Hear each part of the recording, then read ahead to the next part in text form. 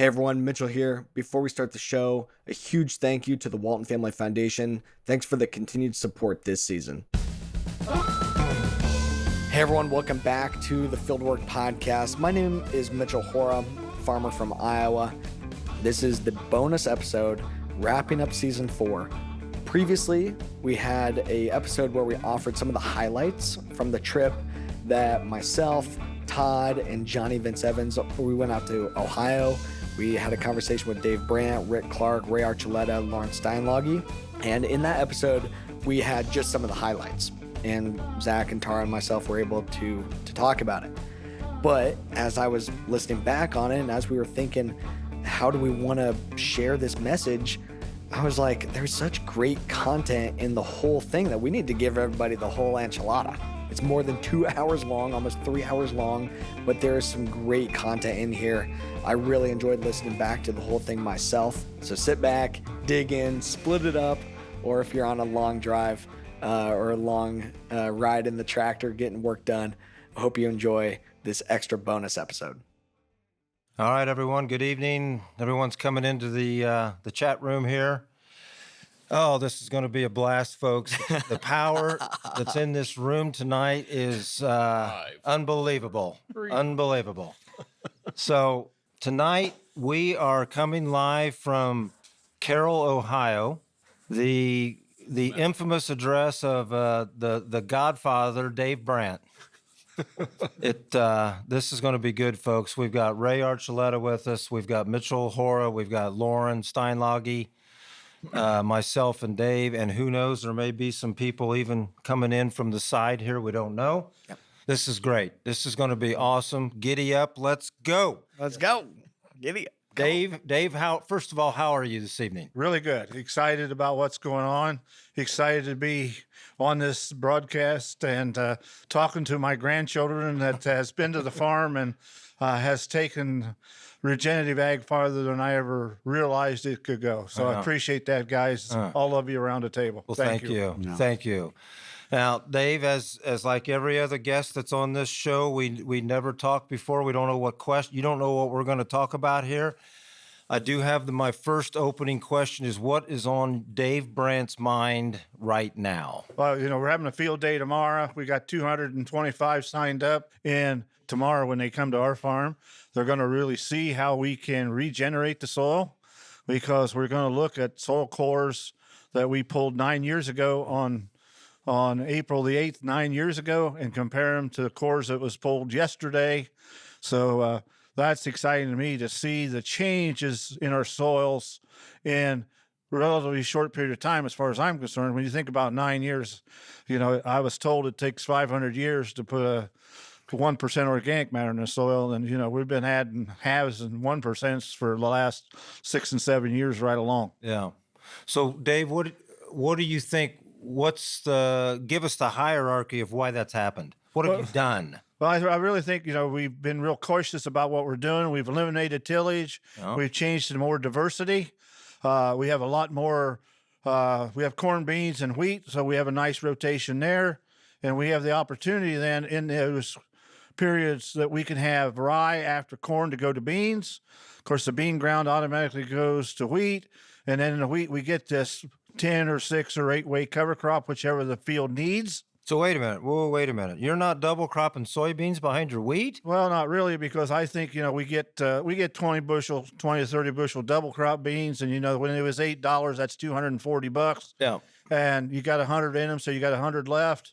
And, with a cover crop, we can reduce our nutrients and our herbicides by as much as 60 or 70% year after year after year. And that's more than equal to the money that we'd have got with the double crop beans. Right. And we're building soil, we're building things, we're building nutrients in our grains. Aggregate stability, yes. Organic matter, and you're setting up that next cash crop by being able to get those cover crops out there in a timely fashion. And we found out with this root systems that we're doing, we're increasing infiltration immensely so that we don't have to worry about our systematic tile systems being as good as some of them needed as their conventional guys. Yeah.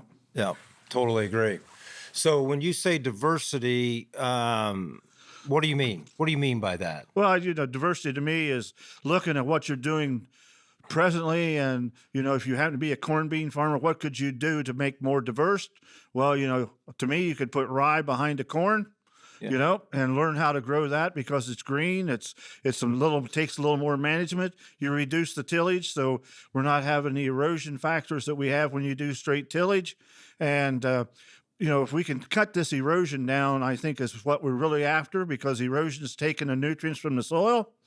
And, if we could get all the farmers to just use rye after corn, would be the monumental step for the nation, Yeah, all soybeans should be grown with the tandem of cereal rye. Yes. And then if you get that opportunity in the fall, add diversity to that. Yes, sir. We got to know what our freeze dates are. We got to know, there's way more you have to know. And this guy right here, context. Yes. You've got to understand. Talk about that. Contextually, about 2006, I started adding a principle of soil health as context. Here's the reality, that I have seen. Nature, she's designed to do self-healing, self-organizing, self-regulating.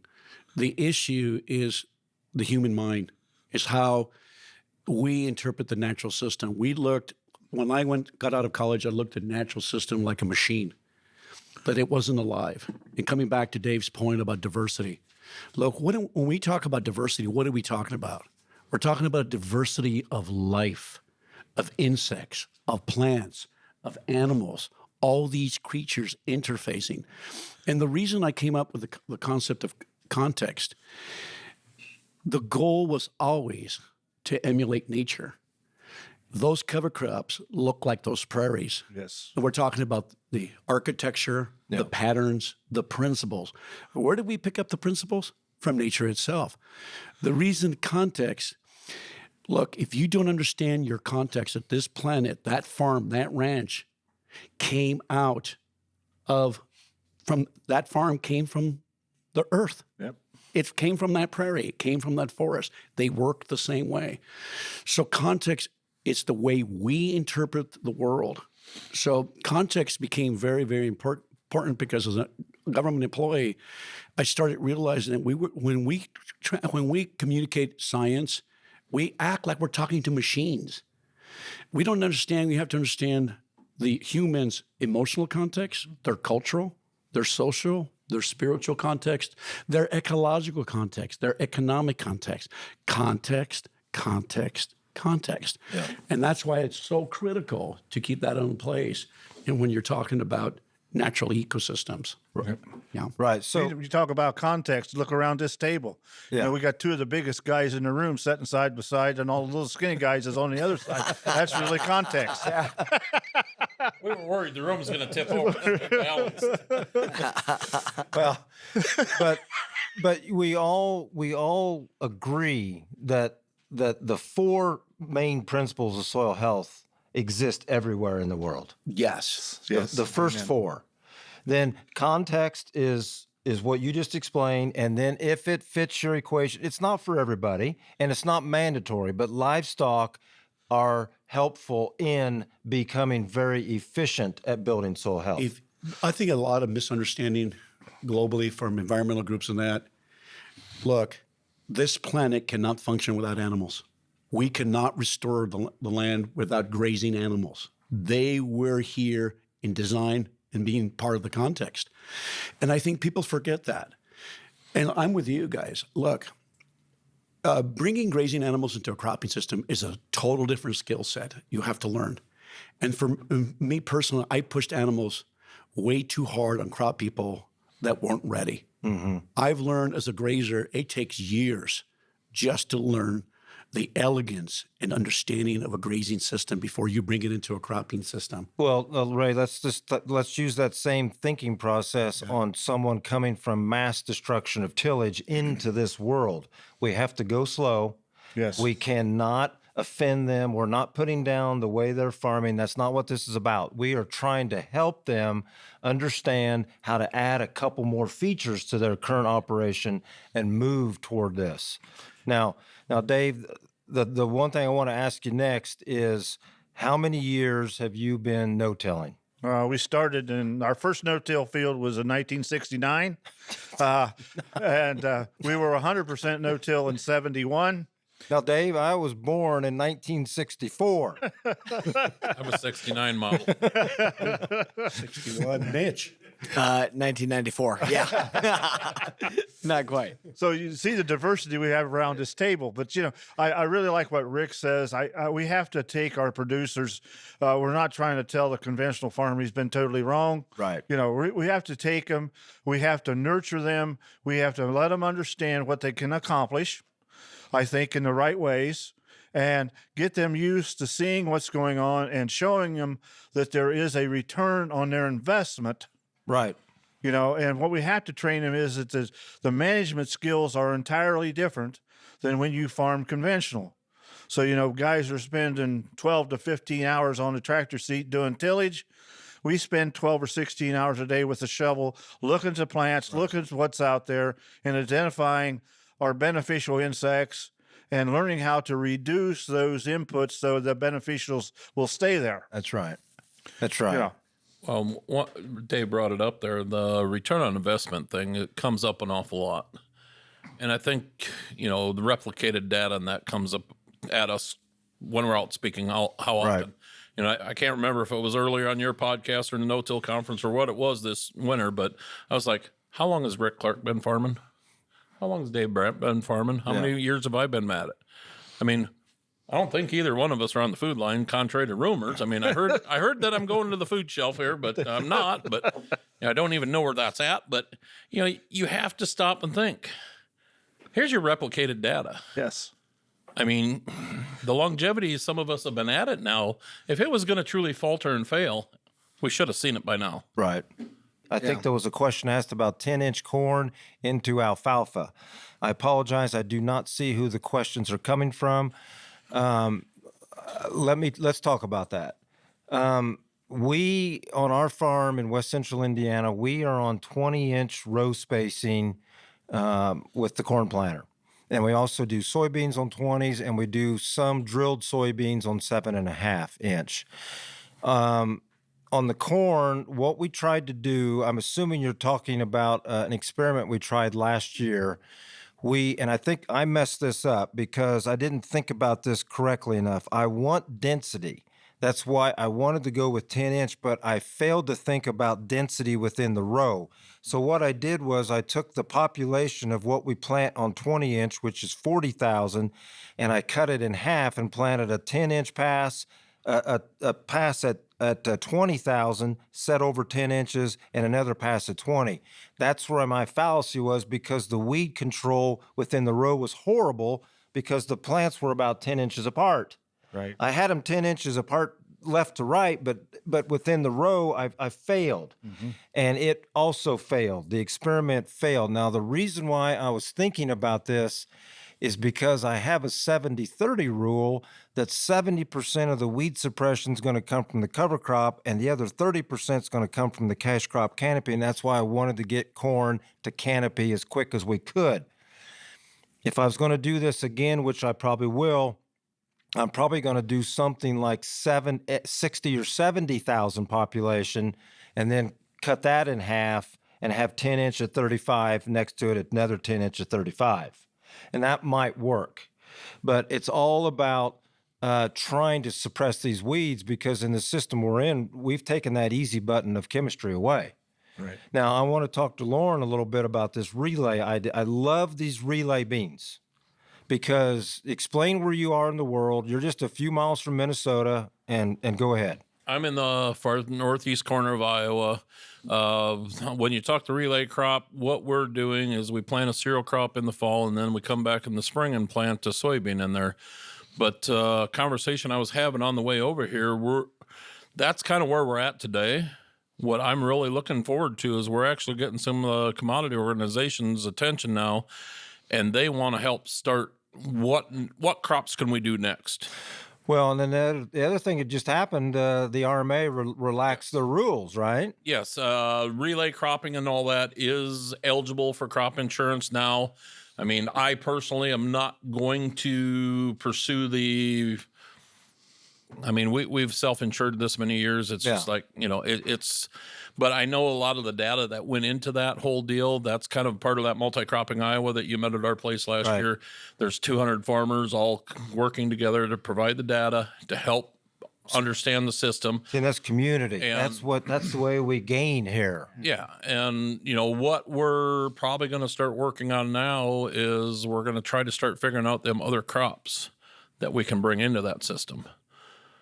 Right now I'm locked into a little bit of an oscillation with the rye and the beans, but it's temporary because I know the potential of what we can do. I mean, I'm not going to grow more. I'm only going to have like 6-7 acres of corn this year. Yeah. And that's just the only reason I'm having that corn is with our marketing and that we're doing the food grade crops and that we're the tortillas, the beer, the bourbon, all that is starting to happen. So we got to keep feeding that market. But I think what I'm looking forward to is finding them key tools that we need to start making some of this happen easier. And part of me wants to say that's where we need to go. But then the other part of me is saying, what some of the other, Blake was in the room here before, but, more of the companion cropping and stuff like that. Maybe we're overthinking some of this. If we can just figure out how to start figuring out them extra crops that work good together and then separate easy. Maybe we're overthinking it. And that's what we're doing here in Ohio. We've tried some intercropping. I don't know whether it's just a difference in the location of looking at where Loran is. The crops are a little bit shorter. They're not as tall. And, when we try 2 or 3 different things, our corn gets to be 14, 15 foot tall at 24 to 30,000, and we have some suppression. So we're doing the opposite thing. We're looking to see what matures at the same days. We're fairly close to the same days. So we grow a lot of oats and winter peas or spring peas, harvest them together. Mm-hmm. Then we separate them. They're easy to separate. Real light. Yes. Yep. And it seems to be working well. We lose a little bit of oat yield, but we gain on the bean yield because we're producing 12 to 1,600 pounds of a yellow bean or a green bean that works well in our cover crop business. And it just it increased our acres by double if you can do that. See, and that's what when I think of diversity, I think that's one of the 3 ways I look at diversity: the cash crop commingling or getting that synergy that there's so much we don't understand yet. So if we just keep throwing everything we can at it, we're going to start waking up more and more of these microbes that I feel like have been asleep for a long time. Well, one of the key things I see why the relay cropping works for us right now is our moisture. Our whole moisture profile, we're managing moisture with the relay cropping in that. Yeah. Traditionally, we get that big swell in the spring. Mm-hmm.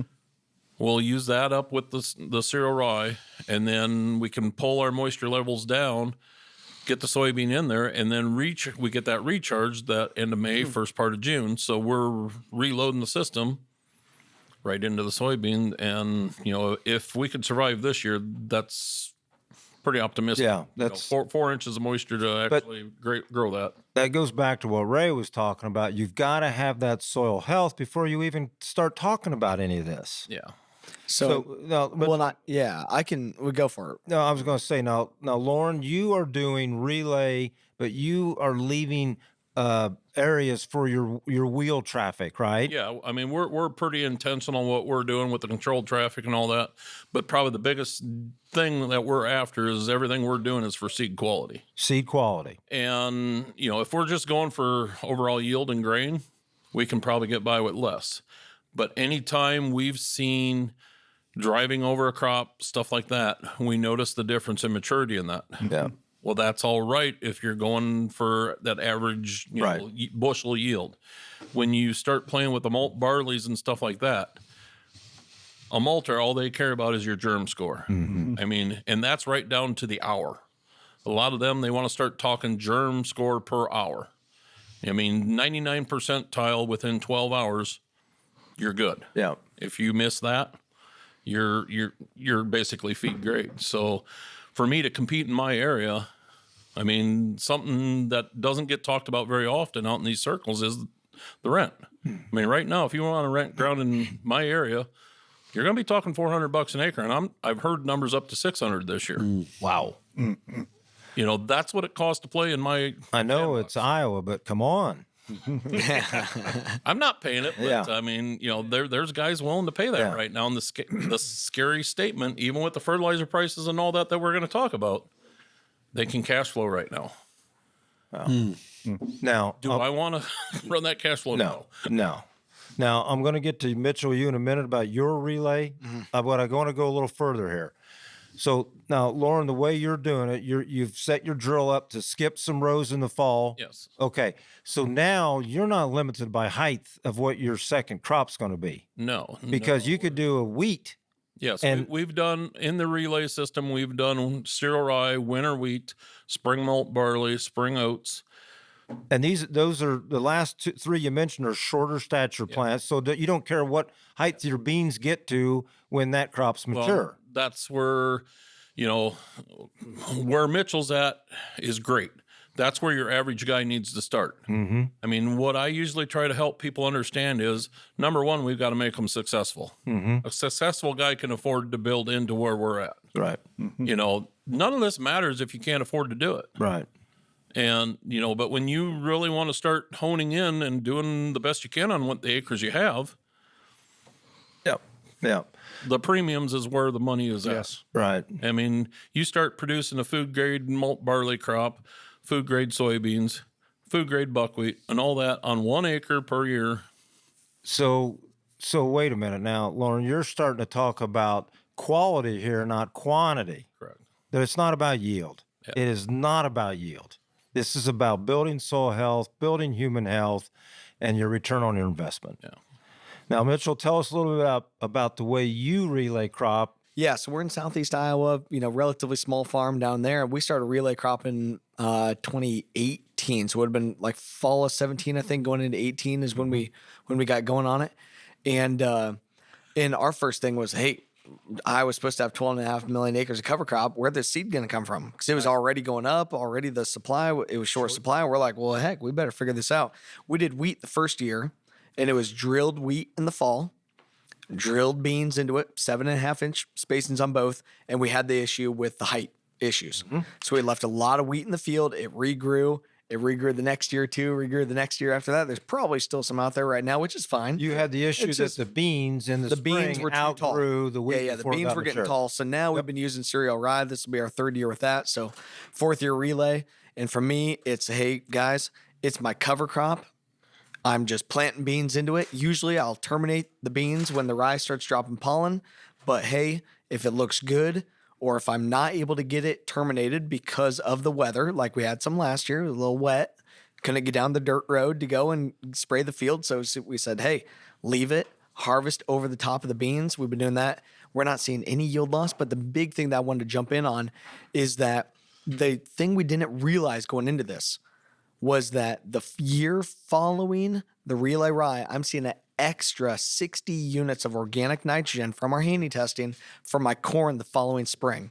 And with the diverse And that's covers, stable nitrogen. stable organic nitrogen, and what we're seeing with like our interseeded, like diverse cover crops and stuff, I'm seeing up to 2,500 pounds of PNK and 400 pounds of nitrogen when I'm using the really diverse covers. Wow. Right. Because now with the relay, it's still just a single species grass, a single species Yeah. soybean, and seeing great results and great profitability, and still getting 15 to 30 bushel rye and 70 bushel beans. But what's amazing is those multi-year buildups. That's what we didn't really see before. But it's got to make money now, and it's got to make us money year to year. This is why you have to stop looking at a single snapshot in time and look at the whole system and what is the system doing for you. Okay? Now, Dave, I want to go I got to back. give a shout out to our bartender, Brenda. Yeah, over here. Brenda, This is thank amazing. you. This is service. This is With a fantastic. smile. This is great. Dave, is this your beers here or what? That's a local brewery. You got some into this or not? A little bit of corn's going into that. For Oh us. my gosh, Dave, you're everywhere. Dave, I want to talk about vertical integration now. This is a perfect segue in. How have you taken your farm to the next level? Well, I guess we were forced to take it to the next level, Rick, because of development. we happen to be in the fastest development county in the state of Ohio. We lose 4,000 acres every year, and we've done that. Gosh. We've done that for 15 years in a row. We had 1,000 acres last fall when we finished shelling corn on November 21st. The landlord come out and says we sold it, and now there's 60 homes on it already. And I don't know how they got the roads and the sewer in as quick as they did, but they just Wow. I think they dig these holes and then take a sprinkler can and the house just grows up because they get there that quick. It's pretty simple. Dave's planting diverse cover crops. The neighbors are planting diverse houses. They got 2-story and 2-car garages, 3-car garages. Yeah. I mean, come on, it's fun that way, right? I mean, it's like this morning. You showed me the field right across the road. What'd that go for? 24,000. Yeah. And they'll put 600 homes on 300 acres there, Rick. So our diversity started because we kept losing ground and we can't find it. Right. And we're looking to do things that I call it farm to table.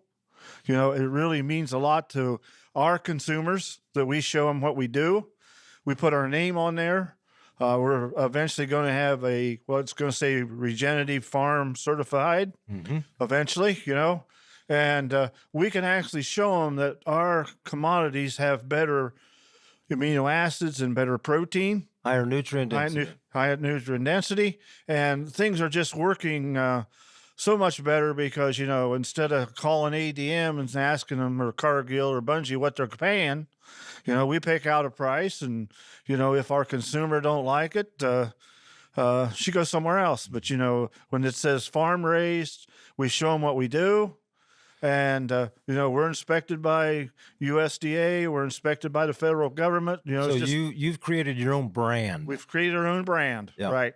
Yeah. And, and we're trying to work with other farmers to do this and reach out to other states that's trying to start and put together a group of guys that we can really maybe go to a larger supply chain, Right. And we began 4 years ago with open pollinated corns.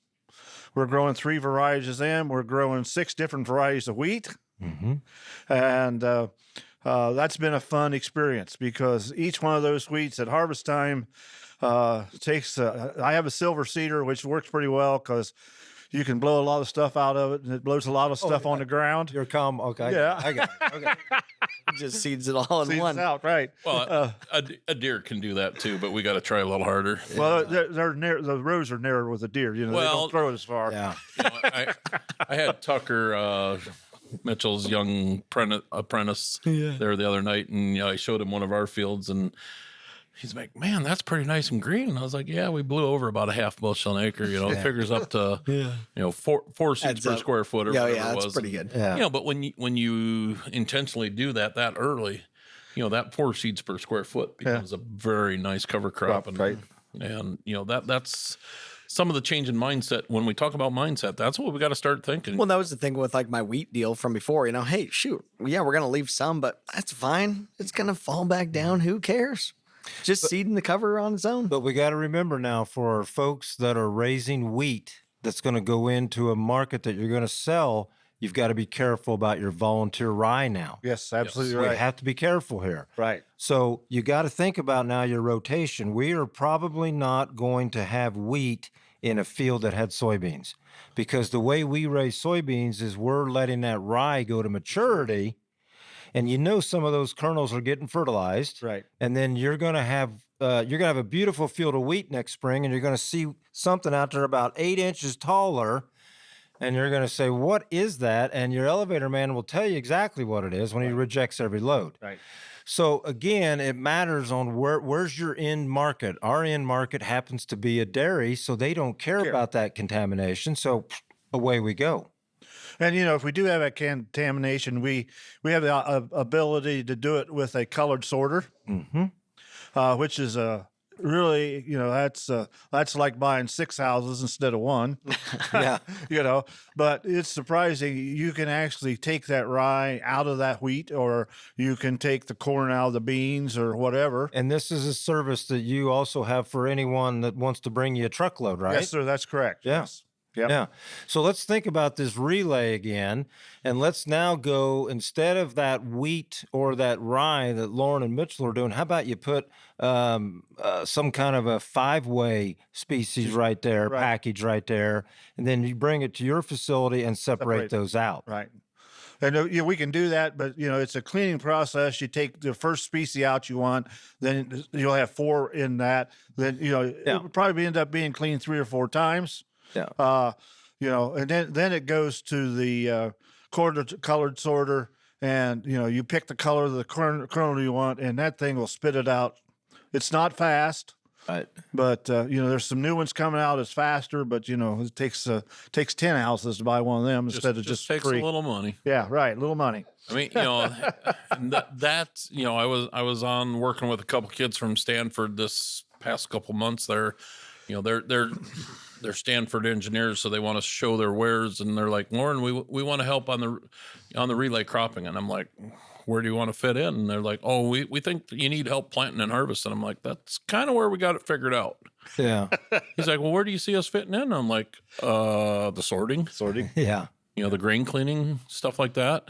Yeah. I know guys with over 20 cleaners. Each one has their own little individual tweak. Yeah. But if you're really going to start doing some of what Dave's doing, or that's where you're going to really need to focus. The sad part is it's the same as flour mill or anything like that for me. I'm not the guy you want running in that.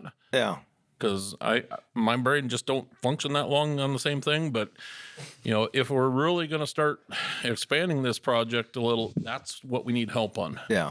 And there was a comment from the audience. I believe, what was that called to separate the rye with the wheat? It was a color sorter. Yeah. So it's got cameras. Right. And little puff of air. Buff air. And when it sees something that's not the right color, it pops it right out of there. Yes. Correct. So And let's go another direction here, and then I want to get Ray in on this conversation. Let's go epigenetics now. I know you're selling seed, and you've got a seed company, a cover crop seed company. I am under the notion that what I want to do is I want to maintain the same seed and keep it on our farm year after year after year to gain that adaptability to our system, our context. correct. Okay? What do you think about that, Ray? I think it's beautiful. I think nature does that for a long time. See, look, for when we attended school, some of us that, or we, even in high school genetics, and for a long time in the universities, they taught that genetics is fixed. But they realized that's not true. See, when you think about epigenetics, think of a two-headed coin. On one side is the gene, the other side is the environment. They both impact each other. So coming back to what your point is, I want animals that are adapted to my environment. That's right. I want seeds That's right. that are adapted to my environment. There's several regenerative producers that have raised plants in North Dakota that didn't think that it would ever adapt to that cold, but continually getting that seed and picking that seed and picking that seed and getting that adaptability. And it takes a long time. And what you guys are talking about here is really an elegance of stewardship and being way more observant and having this relationship with the natural system. Right. That takes understanding the main goal. You guys are taking it to a level of trying to emulate nature, and nature is adaptive every moment. And that's what you guys are doing with your systems. So it's beautiful. Well, I think the neat thing about this is, my grandfather and great-grandfather did this. That's right. They had their little cleaner. Exactly right. And everybody thinks this is new and we're reinventing the wheel. No. And it's not. We're just going back to where they were learning to do that. The neat thing about my great grandfather or grandfather that I worked with, he started with 2 mules, and their rotation was corn going to wheat. From there, they had 2 years of clover hay, and from there they had 2 years of pasture, and then they plowed. So they only actually disturbed that soil once out of 5 years. Yeah. Today's agriculture, we disturb the soil at least twice a year, maybe 3 times a year. Right. That's where we're in trouble. But Dave, they didn't have time to go to Florida. Well, no, but But just to add to Dave's interesting point, look, if you look back thousands and thousands of years, even before then in Jefferson's time, Jefferson was very, very frustrated with farmers at that time because we have a love affair with monocultures. We have just, if you think about it, you go to the Middle East and all that, agriculture was very destructive even back then. Sure. We've destroyed a majority of the planet with just tillage and overgrazing. A love affair for monocultures has been happening for a long, long time. Even if you read Jefferson's diary, he was very frustrated how once they used up the land, they just continued moving to the Midwest and then continued until they consumed all the land. I'll never forget a piece of literature that I read back in the early 1800s. The city folk were very frustrated with the farmers because at that time, they only wanted to do one thing, either be a dairy person or just do and focus on one thing. But those who always had cash in their account were those who had diversity. They had cows, they had sheep, they had goats, they had different rotational diversity. Right. That was a struggle even in the 1700s. Your grandpa must have been a very unusual person. Well, he always told me, and I never put much to it till I started growing corn and beans. He says, as long as you got something growing while you're sleeping, you'll always have some money. And we had cattle then and hogs and lots of them. And because of packing facilities in Ohio to the left, we had to get out of that because we didn't have enough numbers for a possum belly load or a semi load. No. And started corn and bean operations. And I found out in a hurry just exactly what Grandpa meant when he says, if you don't have something growing while you're sleeping, it's tough to make money. Everyone should say that makes total sense. Right. Yeah. Right. Yeah. But let's I go think back. they call that passive income nowadays. Yeah. Okay, now let's stay on the epigenetics for just a moment because we got to be careful now. We're talking about doing this with seeds that are not under patent. Correct. We can't go out and do Enlist 3 soybeans and Ben run them. That's not what we're talking about. Right. We've gone back 35 years or so, gotten genetics. We've gotten those seeds. They'll give you 100 seeds at a time. You got to pay for it, but it's very negligible. Right. You grow those out. Then you take that grow out, grow it again. Now we're ready. We've got 2,000 pounds of 5 varieties that we're going to plant on our farm, and then we will monitor them and hopefully have, out of those 5, I hope we have 2 or 3 that I think will make it. Right. And we'll never add another outside source to it.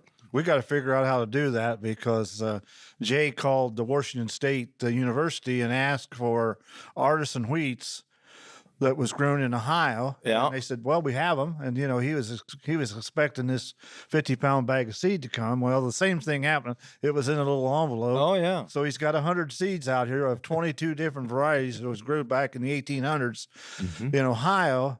And, we're a long way off from having enough to plant a row rather than an acre, So it's going to be 5 or 6 years before we get enough seed out of those to see what we can do, But you have some already coming, though. We have some Are coming, you able right. to talk about that, or that's still top secret? I know. I know. There's probably some stuff you got to kill me that you already told me too much, but but some of that you're already down this journey. You're already pretty far into this. Well, and I think what Mitch is talking about is we talked about public variety beans that has the ability to pod and has the ability to branch, And we started 6 years ago with 2 varieties, a 2.9 and a 3.2.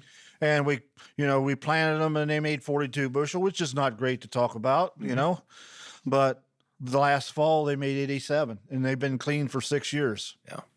Now, about 80% of our bean ground gets that. We always buy some beans just to make sure that there's something not new in a variety that we like. And we're not using GMO varieties. We're using non-GMO varieties. Right. They respond better than our GMO varieties do on our situation with our big covers. Ours too. And so we, when you lose yield from a GMO, we just don't want to run that risk. Yeah. Right. Rick, I want to say something. I'm glad you mentioned that and you clarified. Yeah.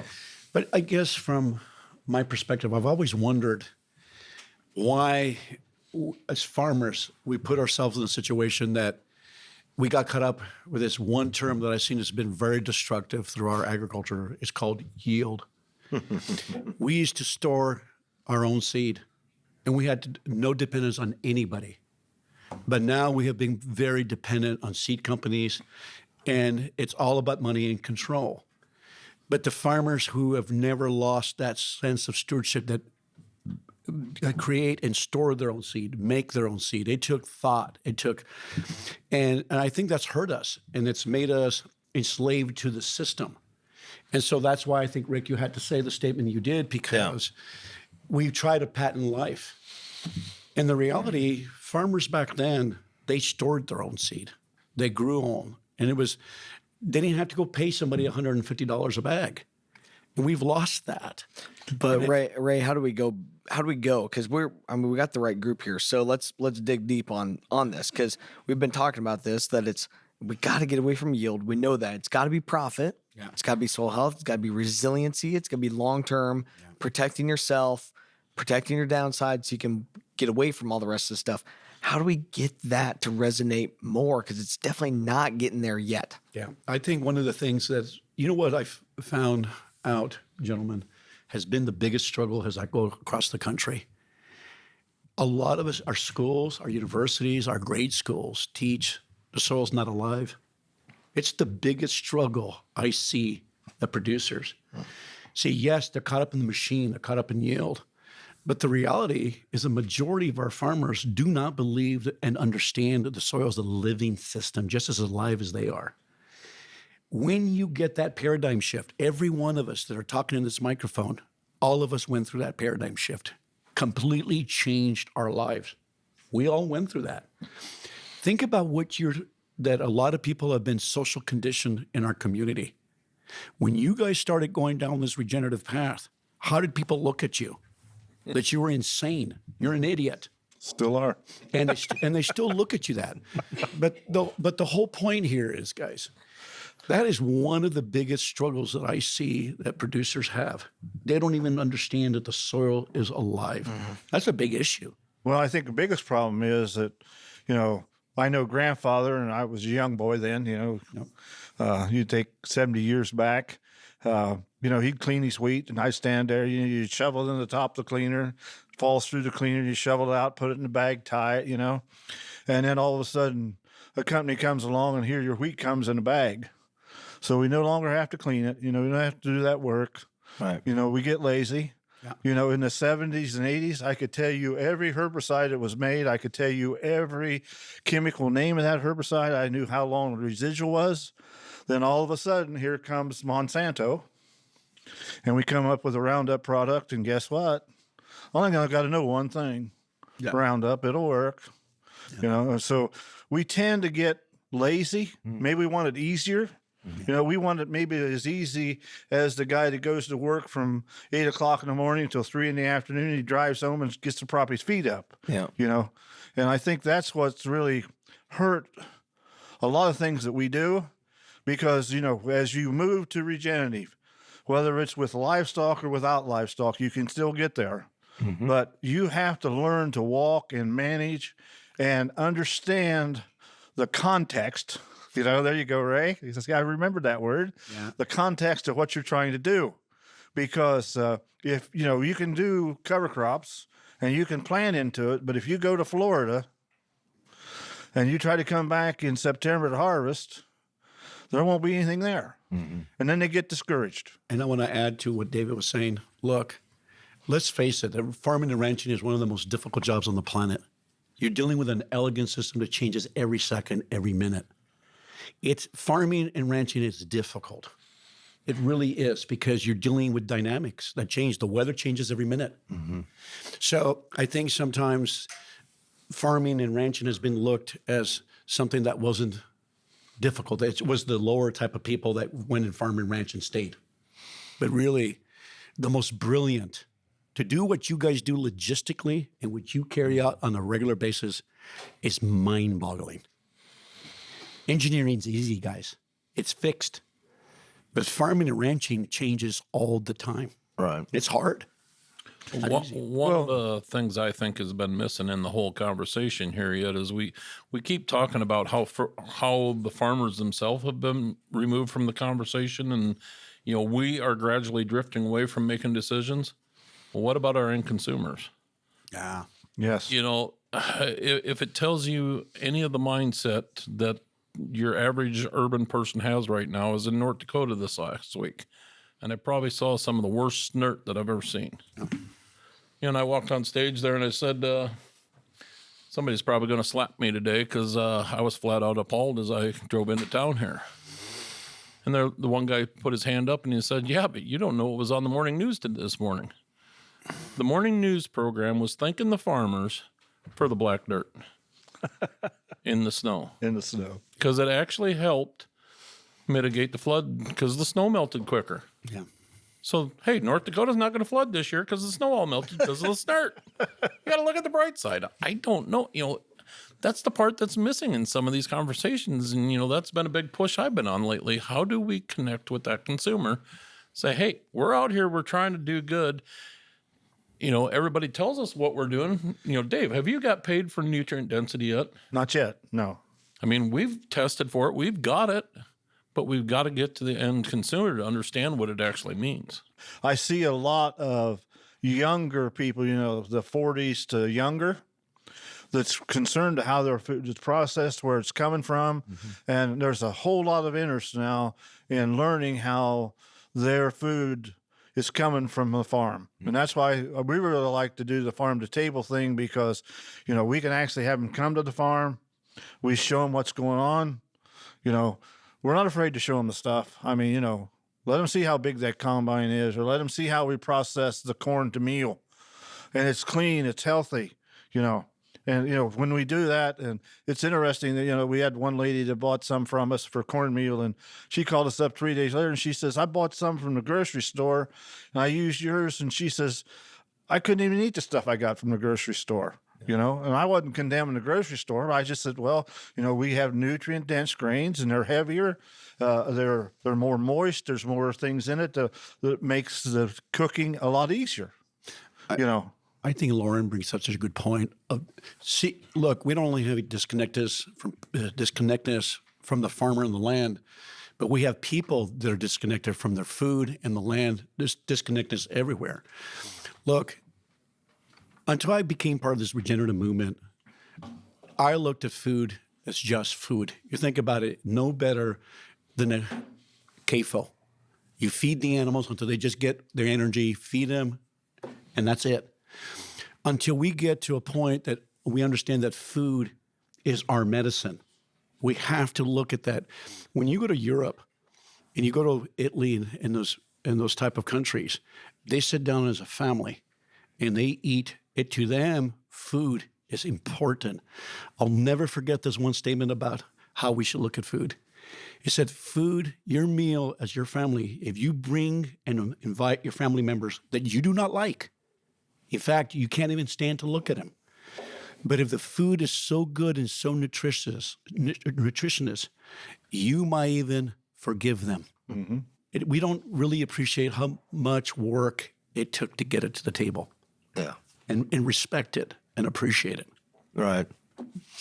Hey, we got some questions here. Yeah, that's what I was going to say. Like, there's a whole bunch of really good questions coming in. Hopefully everyone at home knows, like, hey, we've got your questions coming in. Tomorrow morning, we're good. Oh, we got a long time. Yeah, we got a long time to take questions. But yeah, Rick, go ahead. Let's get into a couple of these. Lauren, what grains are you growing for bourbon? We've got Russell. Russell's over there. Russell's who we ought to be asking this one too. Syrah rye going to bourbon today or tomorrow, I guess. But long term, we're looking at blue corn, the Jimmy Red. Mm-hmm. I mean, the brewery we're working with right now. They're going on their fourth mash. That one's going to be an all Iowa beer for once. So, tomorrow I was supposed to be in a brewer meeting, trying to think of where we're going next and that. But isn't it crazy though? I mean, Dave, would you have ever thought that a brewery would contact you and want grain from your farm? No, but no. They do. They do. They find out what we're doing. They find out where it's coming from.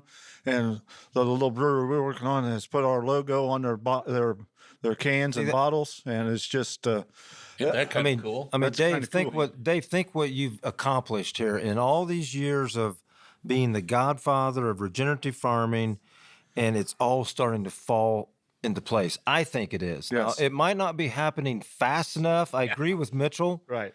I agree. There's a disconnect, but I think that disconnect is getting less and less all the time. Right. I think you'd have to agree with that, Mitchell. No, I totally do. But yeah, that's why I'm sitting here still. And I'm like, this whole time, I'm like, guys, we got to like go. Let's get rolling. Like, we got the people here. How are we going to go and do this? And that's where I'm at with all this. I'm seeing, yeah, you're exactly right. Like, Dave's deal is like, you're there. Like, I mean, we were looking at some of the numbers and stuff before, like, okay, you're doing it. Like, it's making money. You guys are doing the thing. We see the soil cores and stuff. It's just mind blowing. I'm walking around out there earlier. I about got eaten alive. I didn't want to lay down because I was going to be eaten, and Ray was going to have to go find my bones and dig me up. We got These skinny guys Yeah. don't worry about that. Yeah. But like, it was obviously working, and like I was out there and I could see it as I was just walking around the soil. It's like, okay, yeah, dude, I believe it. I see it. But the guys right across the road, they still don't get it. They don't get it. The other guys, they don't get it. Now I'm in a really unique spot that none of the rest of you guys are in. That I've got a lot of other people around me Wonderful. that are starting to figure it out. Now, none of us, myself, none of my other guys are as far as any of you guys. There's plenty of people that we're getting pretty close. Yeah. We're getting it figured out, but there's a lot of people doing it. I think in our county, there was like 380 some people doing cover crops. Oh my gosh, 380 in our county. that's crazy. a lot of people. If you don't mind me asking, you don't have to answer if you want to. How many local people you think will be at your field day tomorrow? We may get 2. 2. We may get 2. You're gaining. We're gaining, right? I think You've done- last time I was here, you We didn't have any. didn't have any. I mean, Right. Wow. And I don't know if you guys take that personal, like I do. I mean, when we have our field days at home, there's 23 states represented Right. and 4 countries, and there's no local.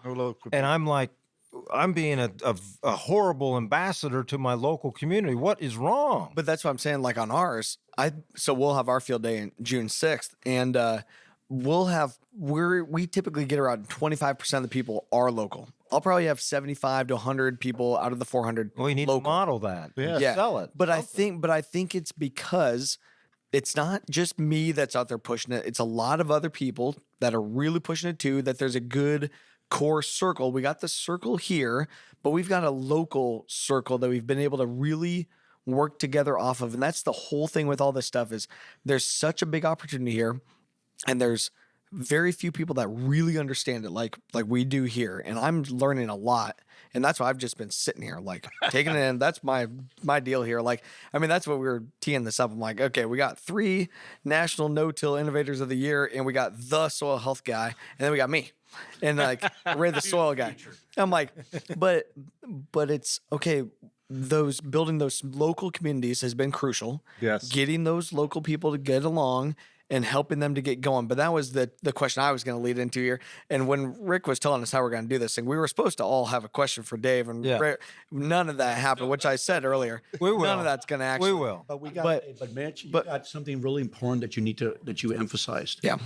Community. Community. That's huge. The collective. Yeah. That's what's the difference. That's the thing. And that's what, so Dave and I had quite the chat here earlier for the Fieldwork podcast stuff. And this is going on the podcast too. We haven't really said that yet, but that's the other big announcement with all How many this. dollars do I get? So Dave's raking in the endorsement bucks here today. So, but Dave, we were talking earlier about, the missing thing in all this is knowledge. Of course, that's what this all boils down to the consumer, to the farmer, it's knowledge.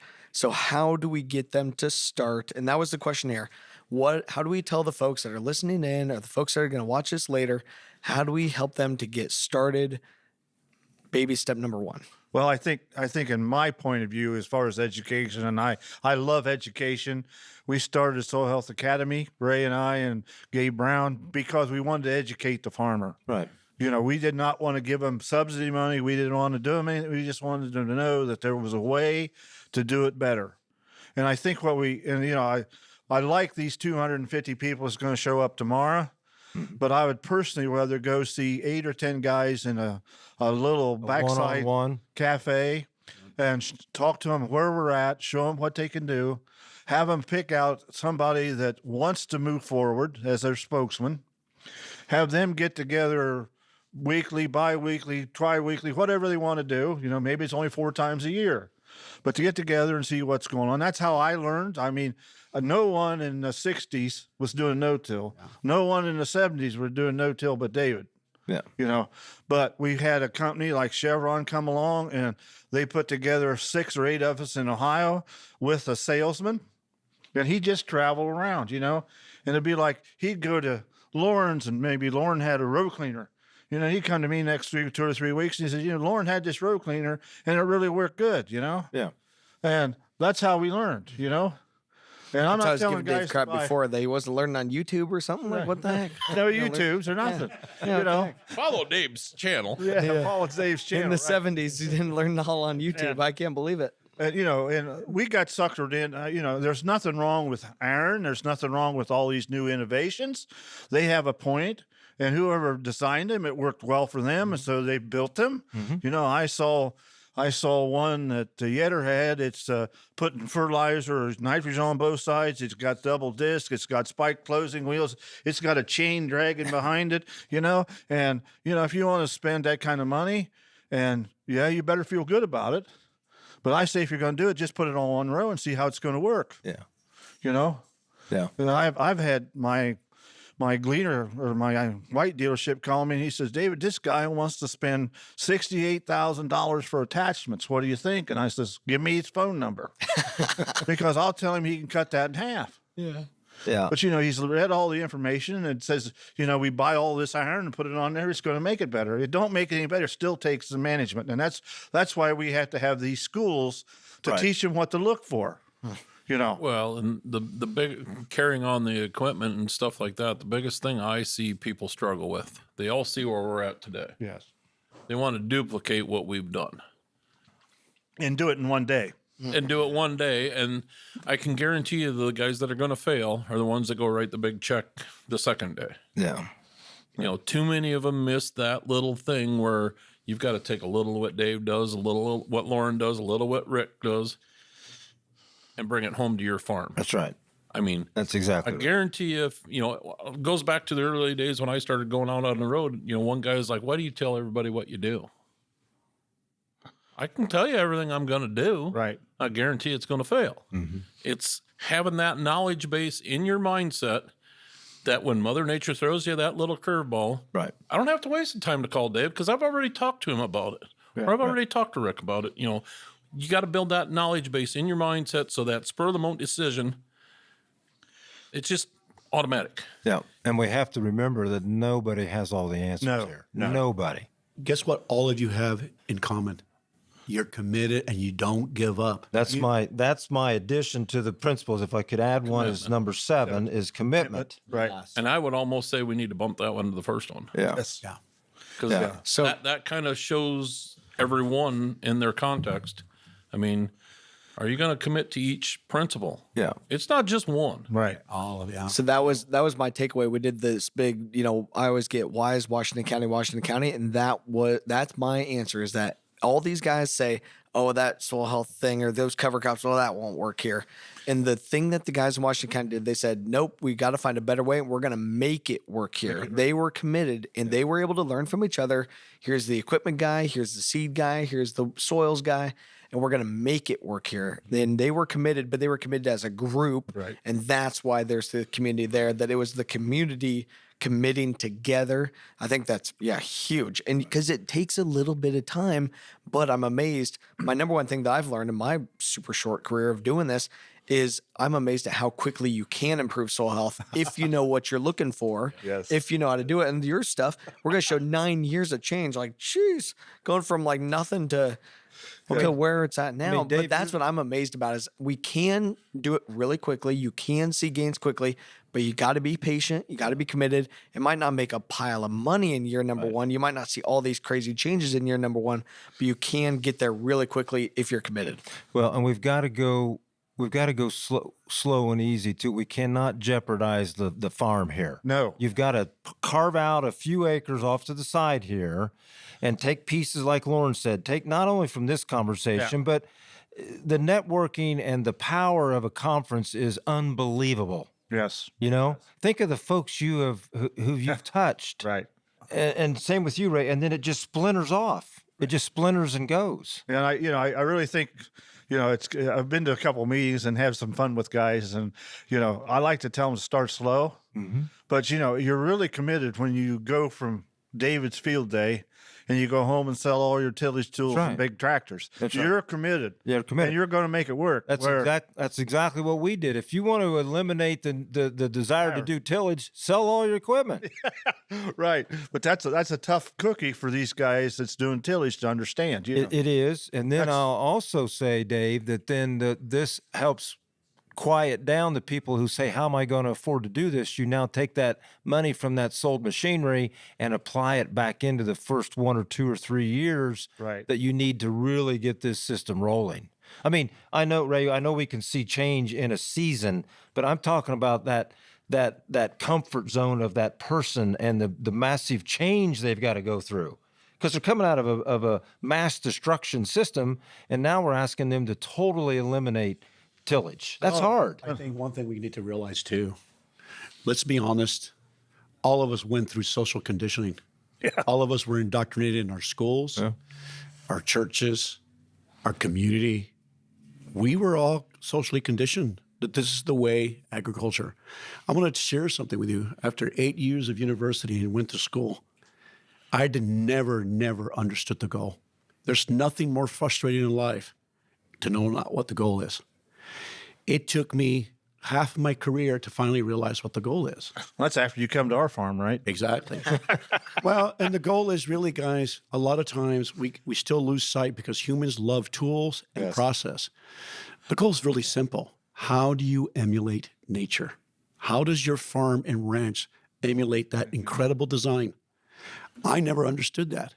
And if I would have had one professor, one mentor, one friend, and to guide me, and that's why I get so excited. If we teach young people this is the goal, then they have people like you to teach them the logistics and how to carry out.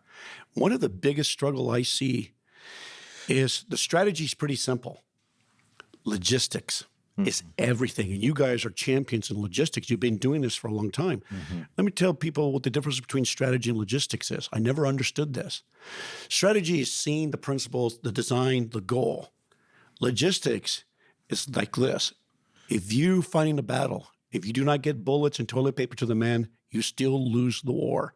If you do not get it planted, if you know the logistics of everything you guys do on a daily basis and do not carry it out, you still lose the war. Logistics is everything. And you guys have learned that. Right.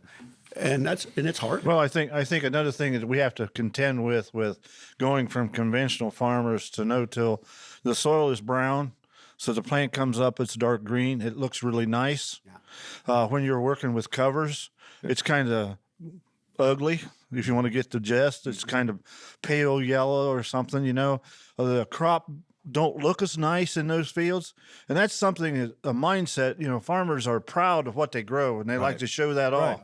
And it's really hard to tell these guys that these crops don't look very well coming out of these cover crops till it's later in the summer. And the proof is always in the tank.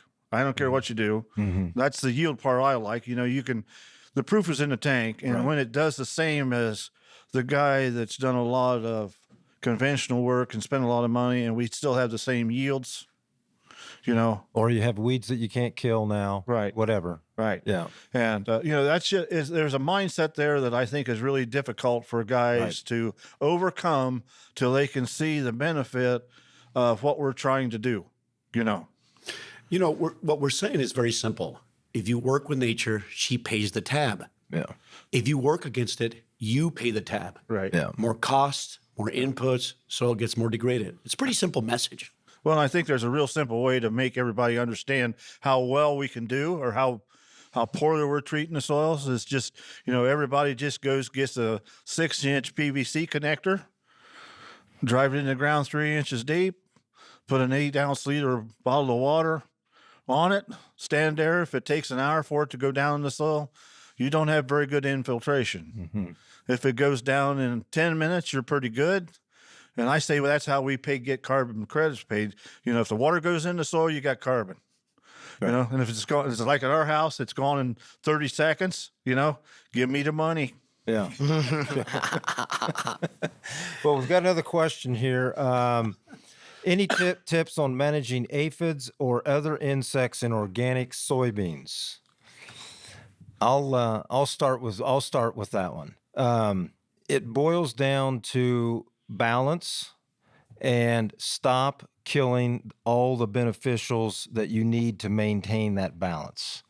And once you keep that system, or I'm not going to say we're in balance, but we're closer than we've ever been. And then you also get to a point where when you are building that soil health, you are increasing those sugars in those crops you're raising, which that then deters the pests from coming. I think it's just that combination of total elimination of those synthetics that kill and eliminate the beneficials. That's how I would answer that question. And I think on another point you might think about is maybe you want to sacrifice a foot strip every so now often in the field and find to make a trap crop there that those insects go to. Yeah. You know, the only reason we have those kind of problems with aphids and those kind of things is the plant is slowing down, so it doesn't have as much sugar in the leaves. Right. You know, it's just like a baby calf that's not got the scars. You know, they got to get over it. Right. And you know, I've never seen an aphid or an armyworm or a cutworm work on a healthy plant. Right. They just don't do it. They move to the one right beside it. Right. It's only half the size. Yeah. And just to add what everyone you guys said, look, another thing I think we need to take in place. You may be an oasis of health, but you're surrounded around a system that's unhealthy. The whole ecosystem's out of balance. And sometimes when there's something that's the only food, and think about the anomalies that's happening in the weather now, warmer fluctuations. And some of these insects will travel long distances. We have anomalies happening everywhere. And sometimes, what's the first thing, David, you and I hear all the time, what's the first thing they blame when they have an insect outbreak? They blame no-till and the covers. Yeah. That's right. But we're not even thinking about the whole region. We're not looking at the big scope, but we just blame the tools. Right. What do you got, Loran? One of the things we stumbled upon on this a couple of years ago was the buckwheat and the soybeans. Yeah. And it's just simple. You know, we started relaying companion with the buckwheat, stuff like that. But then the following year, when we started using buckwheat on all our interseed mix and corn, well, the next year in our food grade soybeans, we had some buckwheat popping. Since we've seen that, we've never had any aphid pressure, anything like that. The biggest thing we start noticing out there, you draw in the beneficials early enough, and you've got to give them a chance. You've got to get to that balance that we talk about. We haven't used insecticide on beans for, I would say, pushing 10 years now. And I don't want to add one more thing to this. Look, nature is self-healing, self-organizing, self-regulating. It controls its own pests. Mm-hmm. We should be overrun, but it does. Diversity allows that, like you're talking, Loran. It's self-regulating. Our bodies do that all the time. So what does it want? It wants diversity. It wants habitat. You know, one of the things we're going to try to dissect some of our yield data from this last fall. That goes back to that phone call I had on the way down here yesterday that in our home farm there, the sheriff's office has a beautiful biological buffer for us. I mean, it's some of the best looking CRP flowers I've ever seen. And all summer from, that first week in June all the way through harvest, there's flowers. There's something in bloom. What we're going to look and see if we can see the halo effect around that now. Yeah. The only problem I'm worried about that plot is that it actually matches the soil types around that, so I don't know if we'll be able to pick it up there, but it's triggering a few thoughts and, watch our fence lines and that. Can you see something around them areas? Well, one thing I want to add, I think we forget, and I've noticed when we go all of these ecosystems and pastures and cropping systems, we never give enough recovery time for the system to heal. Mm-hmm. Just never. We overgraze, take too much. I call it death by tools. Too much tillage, too much spraying. We just never give the system enough time to heal. Not enough recovery. And it's a problem because we're always pushing the system so hard. And that's an issue.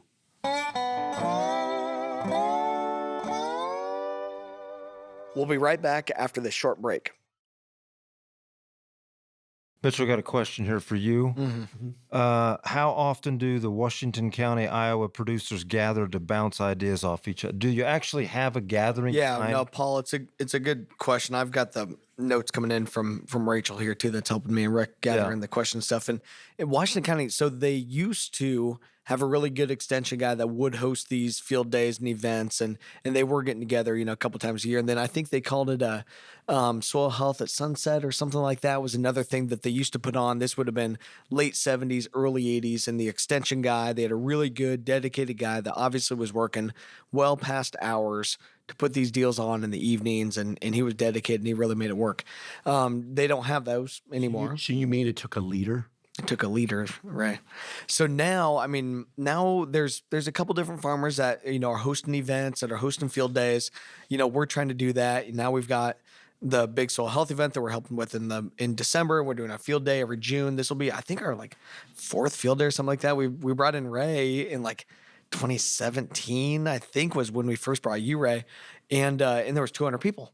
We had the place packed, and it was like, okay, Washington County, you can bring in people and have a bunch of folks like that. But at this point, there's not any kind of real organized thing. The key thing now is that it was organized at the beginning. They kind of forced it through at the beginning. And I'm really interested in trying to bring some of that back, even if it has to start small. Yes. 10 people or less. We're going to hang out. We're going to go to Pizza Ranch on the second Thursday of every month, and we're just going to be there. And whoever wants to come, we don't have those in Indiana. But you don't have Pizza Ranch in Indiana? Oh, well, you'll have to figure somewhere else out. People want to get this started. I think you can start with just a couple buddies, find somebody, invite others. They're not going to come at the beginning. Right. But what we have now, what's really interesting, and how I thought about this when I saw that, now, I'm on the Farm Bureau board. At the Farm Bureau meetings, this is what we talk about afterwards, is this kind of stuff. Because all the guys on the Farm Bureau board, we're pretty much doing all this stuff. The guys on the corn growers, they're pretty much all doing this stuff. The guys at the pork board meetings or at the cattlemen's meetings, they're talking about this because we're further along. Yeah. At the beginning, I think you got to kind of force it. Yeah. And just to add with Mitch, when I traveled to Mexico and saw Alejandro and the ranchers there, they formed these groups. Yes. The people in Australia, they don't have cost share. They don't get government help. So they depend on each other. For some reason, we as European Americans, we work in isolation. And it's hard for us to start working in community. I tell farmers, if you want to do this by yourself, good luck. You'll spend the rest of your life trying to figure it out. But when you get a community of guys together, you can change things very That's quickly. huge. I think, Dave, you said that earlier on how many people are open about sharing, about sharing their ideas, and just an open book. Shoot, we'll show you everything. Yeah. Look at the programs we have. All the government programs tell you got to be on your own, because if you tell somebody something, they're going to take your ground. They want to know what our yields are. People come and the landlord says, you have a chance to up your yields at ASCS. David, what are you going? I says, I'm not doing it. Yeah. And he says, well, why aren't you? And I says, I'll tell you exactly what will happen. When I get that to say 200 bushel corn and the government payment check goes up that I don't get because I don't participate, the farmer's going to say, well, I can get $150 here. I'll offer $300 rent and get $150 from the government. So I only got $150 out of my pocket to farm this farm. So I think what we're saying is those government programs promote poor farming practices. Right. And it's just, I feel the same way. I know we have to have crop insurance, but I think it's a big crutch that guys use and not wanting to change. Haven't had it in 4 years. Well, we haven't had it ever, so, Yeah, good for you. Yeah, that's awesome. We're pretty much off of ours too. We're not paying anything for ours, right? And but I think the biggest thing, the government side of things, that's our biggest leverage point. If they want to actually do something, that's the way to do it. The farm program and crop insurance. That's the teeth. If they want to actually do something, that's going to be the way. You say the only way you actually qualify or get a premium for it or get something without being penalized earlier is you have to mitigate your own risk. And here's what you got to do to be able to do it. And here's the resources, because to do it, you got to be educated to do it, or else they're still going to be at risk. They're going to screw it up.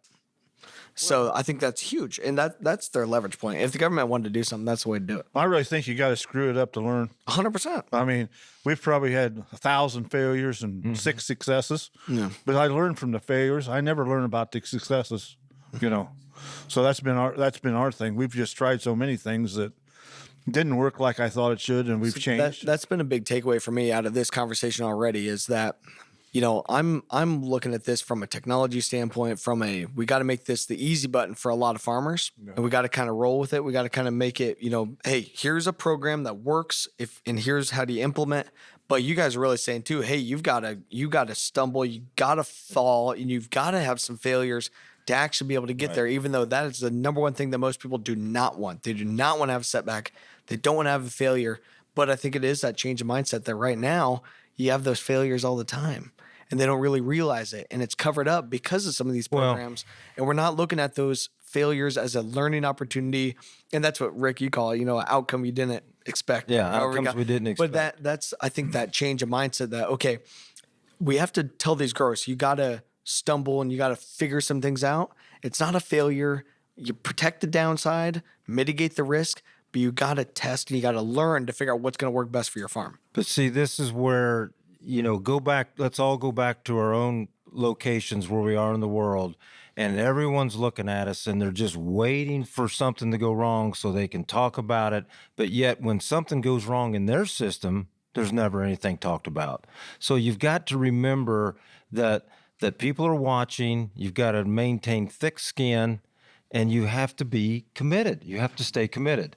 Well, I think I look at my conventional neighbors, and I don't want to pick on them very much, but, you know, they'll replant 25% of their corn. Yeah. And I asked them about it, you know, and they said, well, we just plan to do it. But if they try no-till and have to replant it, it was a no-till's fault. Right. You know. That's right. And, you know, and I just, you know, we won't replant. I mean, I just will not do it. We never get a stand if we do. So why waste the time and effort? Just take what you got and learn that you did something stupid and make sure you didn't do it again. We've had a guest slip in on the table here. Russell, would you like to? I know, yeah. I thought Dan. Right now. Come on, we need the world to hear Russell right now. Russell, you got some comments. We need witnesses. I got one question for you. Uh-oh. So how many, I wouldn't call them failures, but how many learning Failures or outcomes we did not expect. Yeah, how many outcomes? Learning opportunities. So I want to pick on Rick because there is a person that has actually picked on you quite a bit last year, and they made the comment that you planted a ton of corn, had failures, talked a lot of junk about your farm. How did it turn out? Well, even in the systems that we have, we cannot overcome Mother Nature. And in that stretch of time that person's referring to, we had 17 inches of rain in 17 days. And when you have that much rain, you lose all the oxygen, and corn at V5 growth stage dies. Yeah. And that's what happened. That corn died. Had nothing to do with our system or the way we're farming. So then we come back, and to not have a total disaster, we no-tilled beans into that system. That's where all the wonderful thoughts on the internet came from. About I had no idea what I was doing, and maybe I don't. But we decided to plant beans. We were very happy with the way things turned out at the end of the year. We received $38 a bushel for those beans we raised. We raised enough beans to pay the cash rent and pay for the corn seed and the bean seed and our time. So, in my opinion, it was a victory, because we can see how, even though you have these plants, I mean, Russell, last year I went through the alphabet one time and started over with plans. 38 different plans we had last year. That was one of them. Those beans were planted on July 19th. I mean, who does that? So we Crazy Rick Clark. Yeah. So we did that. Was it? Dave's laughing over here. He's like, "You planted them that early?" But yeah. Was that what I wanted to do? No. And maybe that's part of what I went back to earlier about I don't feel like I'm a very good ambassador at times because I don't think people understand what's happening. And people are always ready to just throw darts and say, see, I told you that wouldn't work. Well, I didn't look at that as a failure. I just looked at that as another way that we can overcome Mother Nature. I mean, we can't overcome her, but we've got to learn to play and work with her. We need to quit calling those failures. Those are learning opportunities. They are learning opportunities. And even though you had that learning opportunity where you still made money. Yeah, but this is back to like Dave's point he was just making. Dave's neighbors would have just torn it up, ran out the disc, turned it under, planted corn again. That would have been normal. Where this, you said, hey, we're not just going to plant corn again. See, it didn't work the first time. We're going to plant soybeans. I didn't punt on the soil health building concepts. We stayed with that. Yeah. July 19th, Dave's neighbors would have called the crop insurance. Oh, and said, hey, prevent we're going plant. to Florida for the rest. Yeah. Well, I think Russell, did you catch what he said? You know, it was a crop failure for the corn because of the 17 inches rain, but the alternative was he had to have a crop to make some money to stay in business. Now, if he would have had crop insurance, he would have took his check and run. Yeah. But he had to make a decision, and I guess that's where we learned because, one year we grew 775 acres of canola, and I never seen it in my lifetime. Mm-hmm. But it got late. Nobody else got anything planted. They all took their preventive planting. And, our silver combine, we could put silver duct tape on it, and it'll work really well. It didn't leak so bad, Camouflage. Camouflage. They call that racing tape. Yeah, racing tape, right. I thought it was called a silver cedar. Silver cedar. Well, he's diversifying that machine piece of machinery. You got to go back to what Rick said, though. Right. At July 19th, he had the confidence Right. to plant them beans. Yeah. Now, where did that come from? Oh. It's from stupidity, I think. Well, I don't think know. we talked about a day or two in that time frame. Yeah.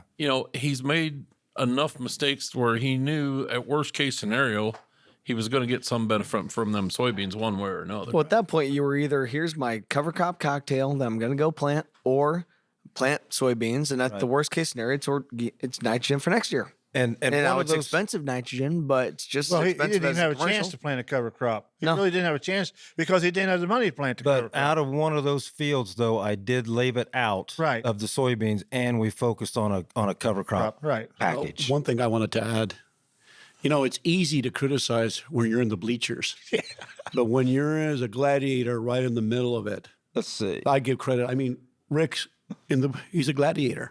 Yeah. To be in front is hard. It's not easy, but it's easy to get criticism from everybody around. Yeah. So you just have to ignore it. Yeah. Well, Ray, speaking about being a gladiator in the field, you are now a farmer and not a government employee.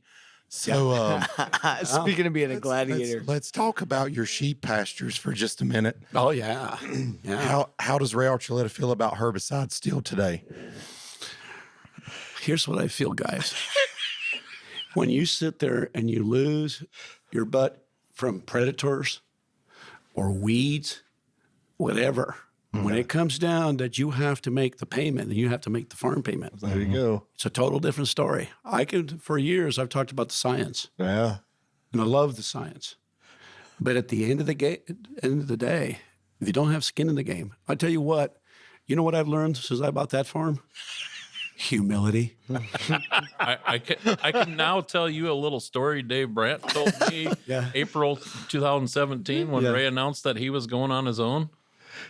You want to tell a story? No, go ahead. You go right ahead. Dave said, this is going to make Ray a better speaker. Little experience. Yeah. Yeah, it's taught me a lot. I want you to know I'm proud of you, Ray. Yes. Oh, thank you. I want to read a quote here. This is from Denzel Washington. This is awesome. You will never be criticized by someone who's doing more than you. You'll always be criticized by someone doing less than you. Yes. That's exactly what we're talking about here. Those comments hurt, but you know what? I've also always said that people who are creating the change are the ones who are being talked about. That's okay. Yeah. It's okay. And I think one thing we forget, guys, this is a collective. every one of us have helped each other out. That's right. We've all learned from each other. And Russell threw no softballs here, obviously. Oh, yeah. tonight. But No. but I will say We'll try Russell to keep them above the belt, though. Russell Russell also has defended me, so thank you. Appreciate that. All right, I want to get to. We made a T-shirt for your June field day. I'll be wearing up there just so you'll see it. Oh, okay. Thank you. Oh boy. All right, let's start with our questions for Dave. I'm gonna go with Mitchell first. Mitchell, what's your question? I kind of already did mine before of like so I asked before, okay, for the first steps for the rest of the crew, but maybe I'll angle it. This one just came to me. You've got now the grandkids on the farm, and it looks like, you're saying, hey, you guys are going to be in charge here and running this thing. What are you telling them? What are you telling them that they got to do or got to stick to, or what's the number one thing that they've got to do to carry on the farm? They've got to learn to have food in the game. They got to learn to respect the soil. And I think I'm trying to teach that to them every day. And growing in knowledge, Chris was there. Well, both the grandkids were actually from town, Chicago. They grew up there. Chris has been on the farm 3 years, and he is now starting to loose up, and he can speak. He can actually speak probably more elegant than I can, and I'm really proud of how he's became. But I still have to teach him the nurturing part of the soil. He loves to drive the tractor, and there's nothing wrong with driving a tractor. Right.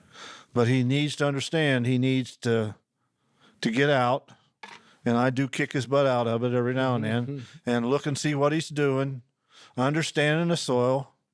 There's not a day that we don't go to the field and I let him sniff the soil, and so he can get that knowledge of how healthy soil should smell. And, and we're trying to teach him, if there is a problem, there is a way to overcome it. Now, might not be with corn and beans. It may be something else. Right. And that's the goal that I'm trying to do with those two grandkids that we have on the farm, because they're going to have to carry it on, because when we look at the average age of farmers in the United States is about 64 years old, we've got to have some young people involved. Right. I gotta tell a quick story on like the smelling the soil, looking at it. I think that's huge. And to me, to be able to show people, whether it be the next farmer, whether it be that consumer, that's the trick. And I learned it from Ray, and I've already told Ray, and I've already given Ray the credit, but that's what I've been doing now with some of these big groups and new farmers and stuff. A shovelful of the soil from them versus a shovelful of the soil that's undisturbed, looking at it, feel it, but smell it.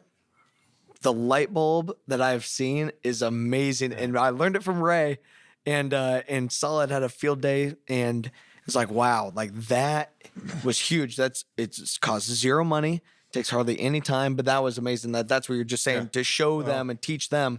That's what you got to do. I really think, here's the fun part of what I'd like to do for our two grandkids. I would like to go find a team of horses, and I have a walking beam plow, and I'd like to plow just enough so they could actually hear the soil moan and groan coming off that moldboard. I never knew that happened until I had a team of horses about 10 or 11 years ago that we did a lot of things with.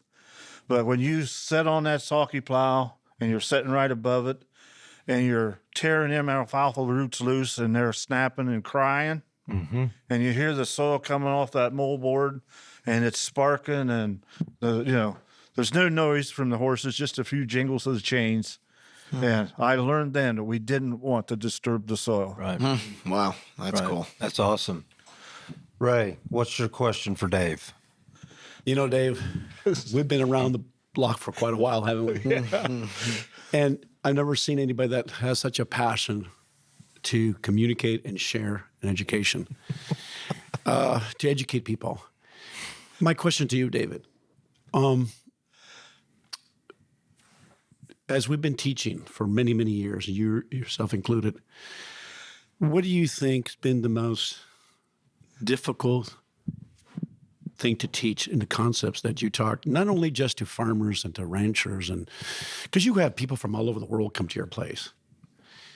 What do you think is the biggest, why such a big disconnect? What do you think? Well, I think in my point of call, it's the producers I'm trying to talk to.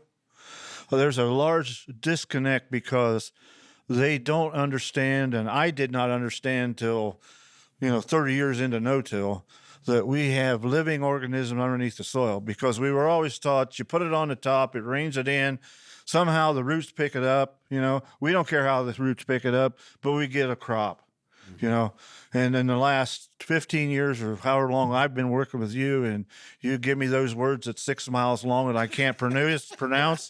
But, I just know that we have living organisms in the soil.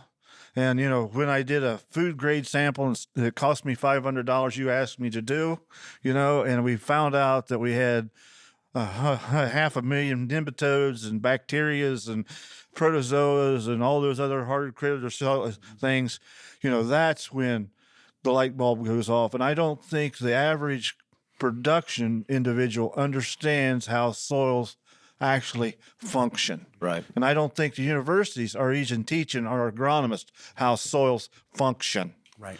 But you're Because exactly right, Dave. We don't need to know the name of all those. No. We don't need to know. That's what Chris Nichols is for, and Right. Dr. Christine Jones and Nicole Masters. But we just understand that it is happening. Right.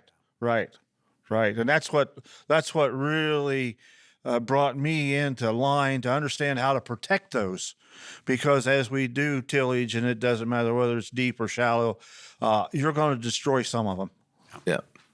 And we want to destroy as little as we possibly can. So that's like that's why we like to use drills that only run an inch deep, and whatever we have to do to get that seed to soil contact. Right.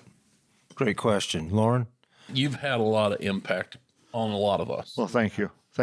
I mean, if Dave was the king for a day, where do you see us going in 5-10 years? I would hope that if I was king, I could get all my conventional neighbors to at least start and do what I'm doing, and do what we're doing, because I think then it would grow out farther. Yeah. I really think that they just need to have that experience, whether it's just rye after corn, like we talked, to get started. Mm-hmm. But the experience of that, and having someone they can talk to help them through the obstacles. Right.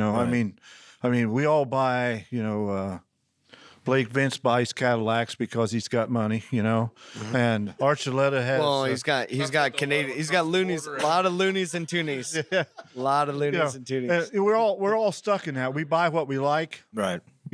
So we need to make sure that if we try something for them different, that we're there to advise them, and go from there. And Mitch, I have to tell you a story. A young man that's in the computer world, and I mean, he's in the computer world big. He's about 32 years old. He just bought a farm. It's landlocked. It's got a 10-foot driveway. He gave way too much money for it. So we're teaching him regenerative ag, and he's going to go to grass-fed cattle in a few years. So he's got this computer school that the computers, it actually keeps viruses from getting into computers, and he's internationally known. So he's sitting in Sweden talking to 16 bankers. And this banker shows this picture of me, and he says, "Have you seen this guy?" And this guy says, "Yeah, I know that guy." He says, "Well, how do you know the guy?" He says, "He farms my farm," And they just couldn't believe it. Yeah. Well, that's the kind of impact you've had, Dave. Well, I did. Yeah. It's around the world Well, and I then don't know. back again. Yeah. Lauren, I appreciate you asking that question because, Dave and I talk about this a lot.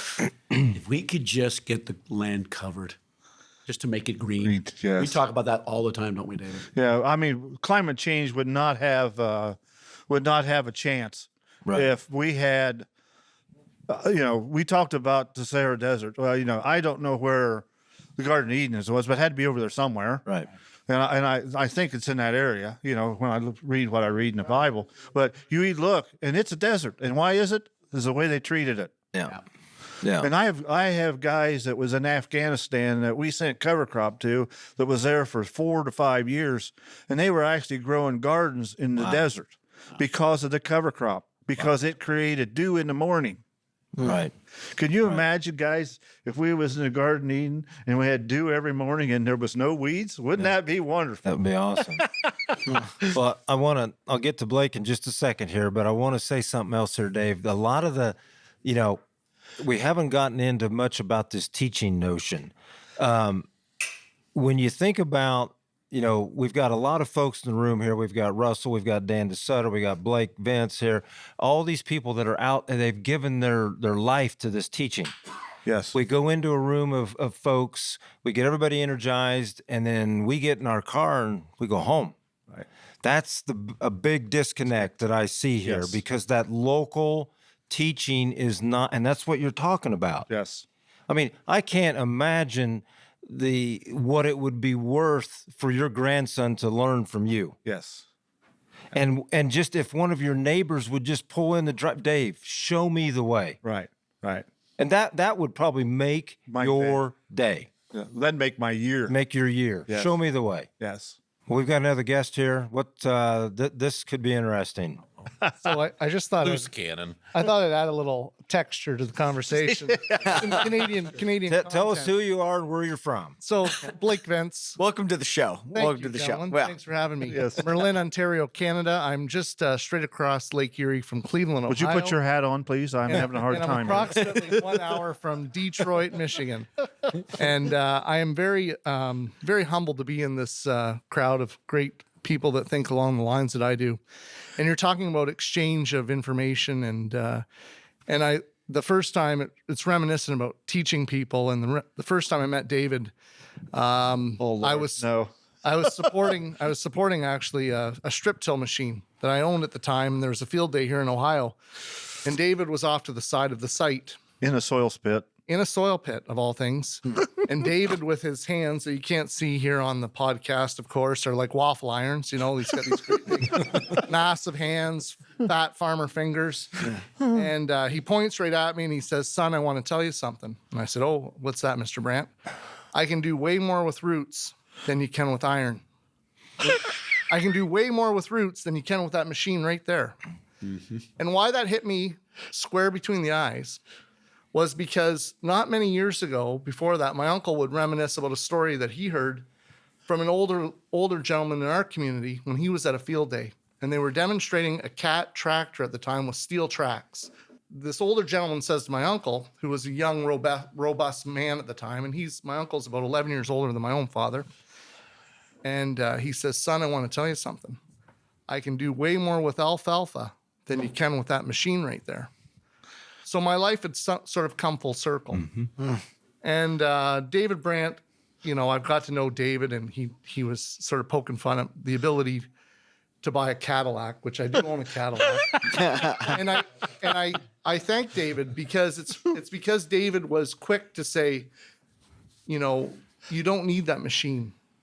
And he caused me to think and contemplate the opportunities that were out there, that we didn't need to rely upon everything that the industry was pointing us towards with high use of synthetic inputs, fertilizer, chemical, GMO seeds, the things that a lot of us are using today are not using today. Because we're, being very grateful of what David has done for each and every one of us here around this table. I just want to say, David, thanks very much. Thank you, Blake. Yes. You've been a tremendous mentor, Yeah. tremendous friend. We've had a lot of fun together. We have. We've kicked a lot of ideas We have. from Canada down to us, We have. And back. Getting back and forth. Yes. So I'm just happy to just jump on this podcast briefly and congratulate you. Don't leave yet. When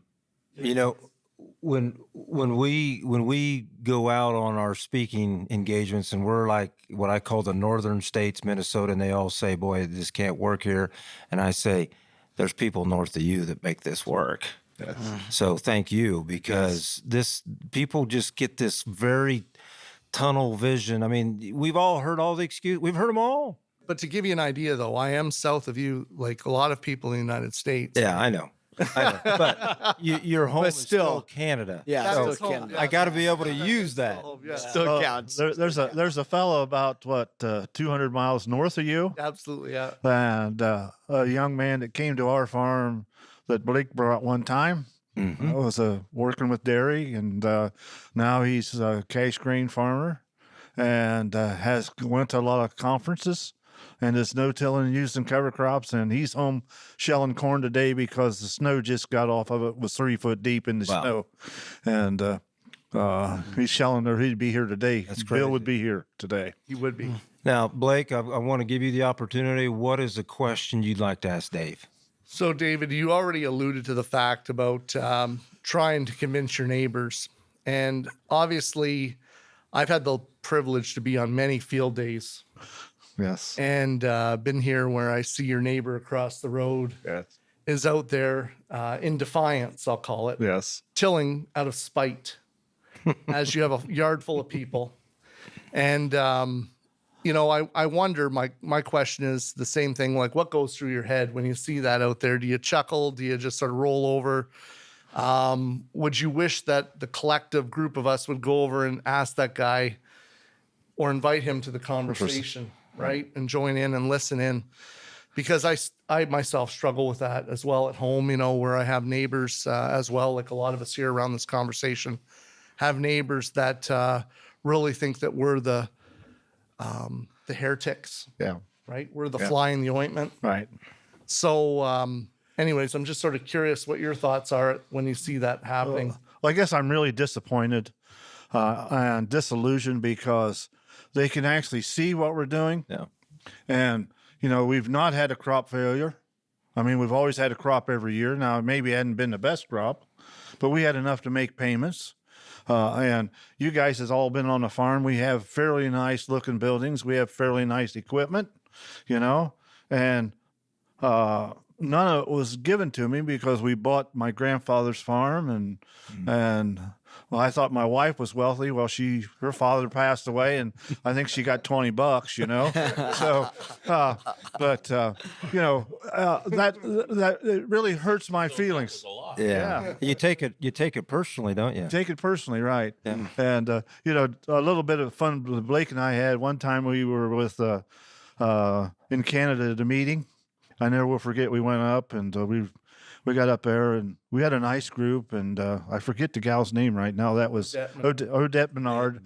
Really a good earthworm gal. And if you haven't heard from her, you need to have her come to a field day because she'll talk about the earthworms mating and how they do all their things. And This is supposed to be a PG deal here, Dave. Okay. Fornicating.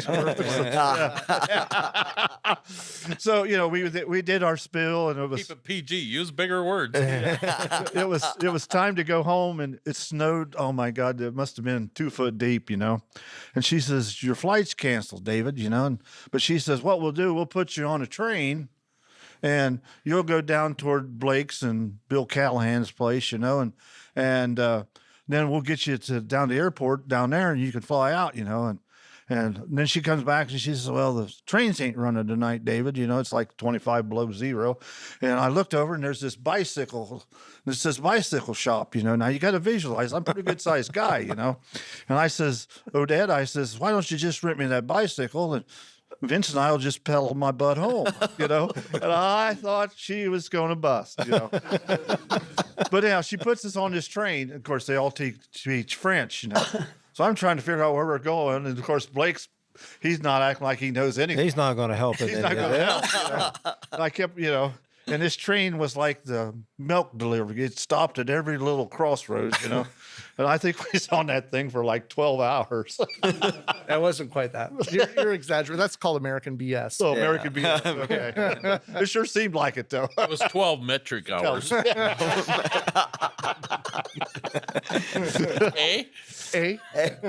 Well, Blake, thank you for joining us. Thanks, gentlemen, for the Appreciate it. opportunity. Yeah, and thanks for what you're doing. Dan DeSutter, come on in, please. I'd like for you to give your thoughts on how Dave has influenced you. Dave, this road that we're on has some potholes occasionally, and it's easy to get discouraged. But I can tell you that through the years, I've come to your field day the things that has influenced me most has been to walk on your farm and see black soil and go across the fence line and see yellow. So, yes. To see what a difference one generation can make. Yes. That's been a real inspiration. Thank you. So my question to you is, you know, our time here for all of us is finite. And with everything you've done and everything you've accomplished, I'd like to know, when your story is written, what would you like to be remembered for? I guess in that point, I'd like to be known for being able to educate producers to do a better job and learn how to respect Mother Nature. Well, I think you've accomplished it. And you know what? I want to keep coming back. I'm going to need this inspiration for many years to come. I'm not trying to wish time away. Hey, yeah. But I think, you know, with someone that's accomplished all you have, to understand what your priorities are and be able to maybe help in our own way to reinforce that, that's awesome. Thank you. Yeah. Thank you. Thanks, Dave. Yeah. Yeah. Dan, thank you. Yes. Greatly appreciate that. So I've been sitting here thinking on some of this stuff too and back and forth and kind of my context versus you guys that, you know, the neighbor right across the road, not all my neighbors right across are doing the same type of things, but I got a lot of guys that are doing kind of the same. We've been talking with our one neighbor that's right across the fence. They're using no-till, but they still don't know that the covers can work. And we're saying, hey, come across the fence, come take a shovel, come over anytime. And inviting them to the events and stuff, and they're coming. We're working on it. And I've been really, it's been very interesting to me that some of the notorious tillage guys, they are starting to come and they'll call me. And so those moments are really starting to happen. Yeah. And, but I'm sitting here thinking like, gosh, for you guys and you guys' shoes that it can, I'm sure, be really frustrating that guy right across the fence, right across the road, they're not getting it. Why are they not getting it? Why won't they come? Why won't they figure it out? What is wrong? Why are we failing at this? But then I'm also at the same time going back, they'll come eventually, and there's plenty of people that are ready to go this way, and they'll come. And that adoption curve is a big adoption curve. And those next guys that are ready to make the plunge, that are ready to go, then we say, all right, let's do it. And let's hold your hand. And the other guys, other farmers, they'll come eventually. They'll figure it out. I want them to go faster, and I think we do got to keep reaching out. But my point being is, you know, how do we balance that? I guess how do we continue to get more? It's been very interesting to me. I think over the last 18 months, it'd be interesting to get your view on this, Ray or Dave or any of you guys. But even in my short little window in this, it seems like it's accelerating. Yeah. And what's interesting to me is that it's some really big producers too. It's not just the size of our operations and stuff. It's some big time producers that are starting to say, hey, I can't do the whole thing, but I know I'm going to have to do something. Yeah. And they're starting to come. Where do we got to go? Well, I think in our case, it's been, I know a fellow that's farming, I don't know how many acres now, but when I met him, he was farming about 10,000 acres, a conventional farmer that came to one of our field days. And Mark Hansen was his name. I remember Mark. And Mark's as big as I am, you know. And he went home and did some cover crops. And he called me up and he says, I can't get it all done, David. He says, I don't know what to do. And I says, well, you know, Mark, any idiot can run the combine as long as you don't run into trees and fence rows or tear off the unloading auger. And I said, I think your point of call should be to see how important it is to get the cover crops in. Yeah. You know? And so he changed and hired people to run the combines and bought 2 big drills. And now they got about 10,000 acres under cover the way I understand it, you know. And then Mark calls me back 4 years ago and he says, I sold all my anhydrous toolbars. I sold my big 4-wheel drive tractors. Yeah. And I put buku dollars to my bottom line. Right. And, you know, I appreciated Mark to tell me that it was important to me, you know. Just want to add one more point. David, I've never seen, and this is for the regenerative group I've seen, guys, I've never seen another group willing to give. That's right. You and Kendra give and gave. Thank you for being such a great example of giving. Because together as a collective, you worked. I've seen you give so much of yourself, and the regenerative people Do. They're giving. They do. They share, and that's why it's growing. 100%. Yeah, and I got a little story I want to tell. I never knew Rick till 2 years ago or 3, something like that. I knew of him. I read articles. I did call him up one time and asked to borrow a slide from him. What an honor. Now I'm getting a call from Dave Brandt wants to use one of my slides. So now I use 2. I use the one with the 60-foot roller rolling down the crimson clover. Okay. So I have 2 now, Rick. Oh, okay. But, All right. I was going out to Illinois, and I called him and I said I would like to stop and see your farm. And it was right after planting, I think, somewhere. I've been to many places. It was late June, early. Yeah. Yeah. And almost get to where I got to turn off the interstate, and blow out a back tire, and here I am trying to figure out, trying to look for a spare tire in a Dodge van that don't have one. I found the thing, it's got an air compressor. Well, the sidewalls blew out, So I call Rick and I says, hey, I'm not going to make it. I got to find a tire shop. He says, don't worry, David. He says, I'll come get you. And I never met this guy, and he took me to the house and we had a little something, I forget what it was, a little treat, and then he showed me all around, and all of a sudden it's getting about 5 o'clock, and he says, we're going up to the tire shop and we'll get the tire off and go up to the tire shop and haul me back down and put it on. And I can't thank you enough to be my friend that day. Well, it was an honor. It was an honor. Thank you. Russell, you're in the crowd here. I need a question from you. Would you hand Russell the mic, please? What is your question for Dave? Oh gosh, Rick, we got all these questions in the chat. Yeah, I know. Still 2. I know. We're only 2 hours in though. We're only at about halftime. Quick. We're only about to halftime here. So Okay. I didn't even get to prepare for this. I didn't get to prepare for mine either. All right, Dave. I mean this in a flattering way. You remind me a lot of my grandpa. Yes. So what's your proudest farming moment? Well, I guess my proudest farmer's moment was when they brought a French ambassador and his staff to our farm. It was raining like cats and dogs. I didn't realize what was going on. I really had an old pair of bibs on. I really wasn't ready for him. I never get ready for anybody. You were just being Dave. I was just being Dave, and all of a sudden these 2 black limousines come up and the state patrol jumps out, and they shut the road down. They actually shut the road down. wow, And all at once, here comes the French got jurisdiction to do that. I don't know, but they were watching him, and he come in. And it was raining, so we went in the shop and did a little presentation. And it quit raining. It was noon, And he says, "You brag about your fields." And he has this suit, and his shoes were black and shiny, And he says, "We're going to the field, David." And it had quit. We had about 3/4 inch of rain. We walked out in the field right where the tractors were all parked for tomorrow, and he didn't get mud on his feet, and he couldn't believe it, And of course, his entourage was doing, he wasn't talking any English, so we would just go back and forth. And his undersecretary was a young gal that was really attractive that I really liked. Kendra was there, but that was all right.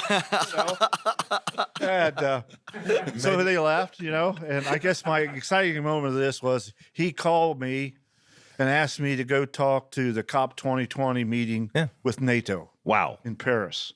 And he says, I says, I ain't got any money.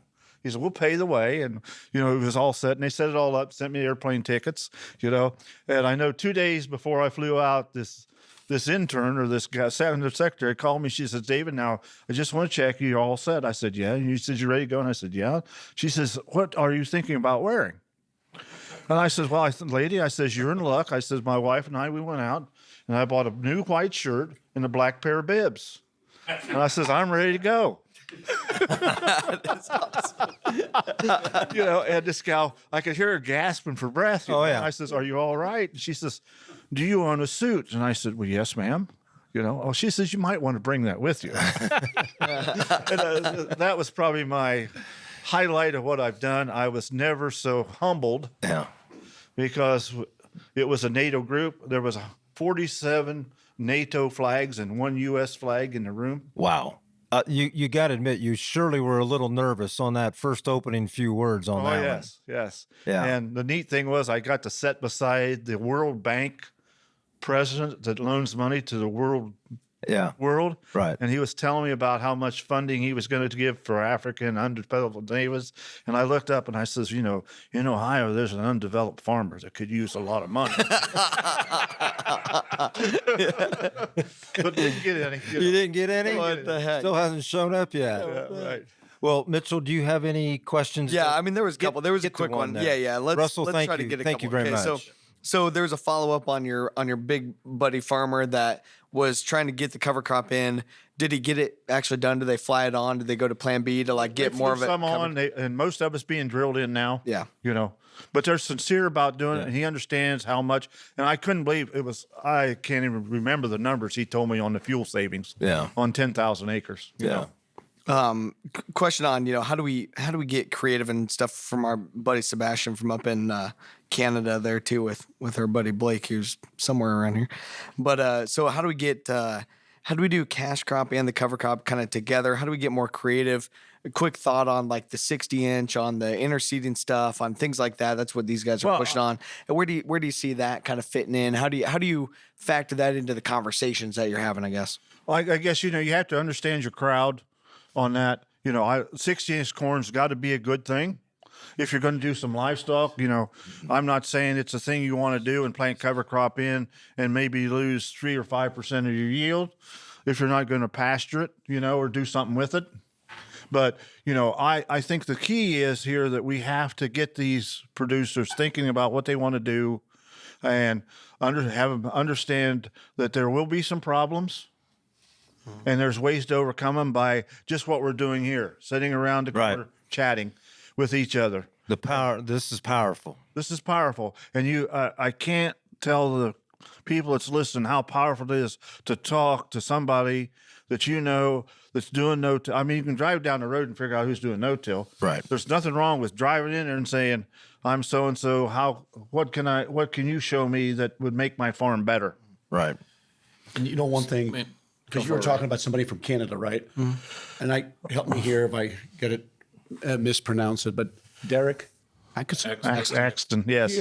He's how many 10 hours north of North Dakota? Yes.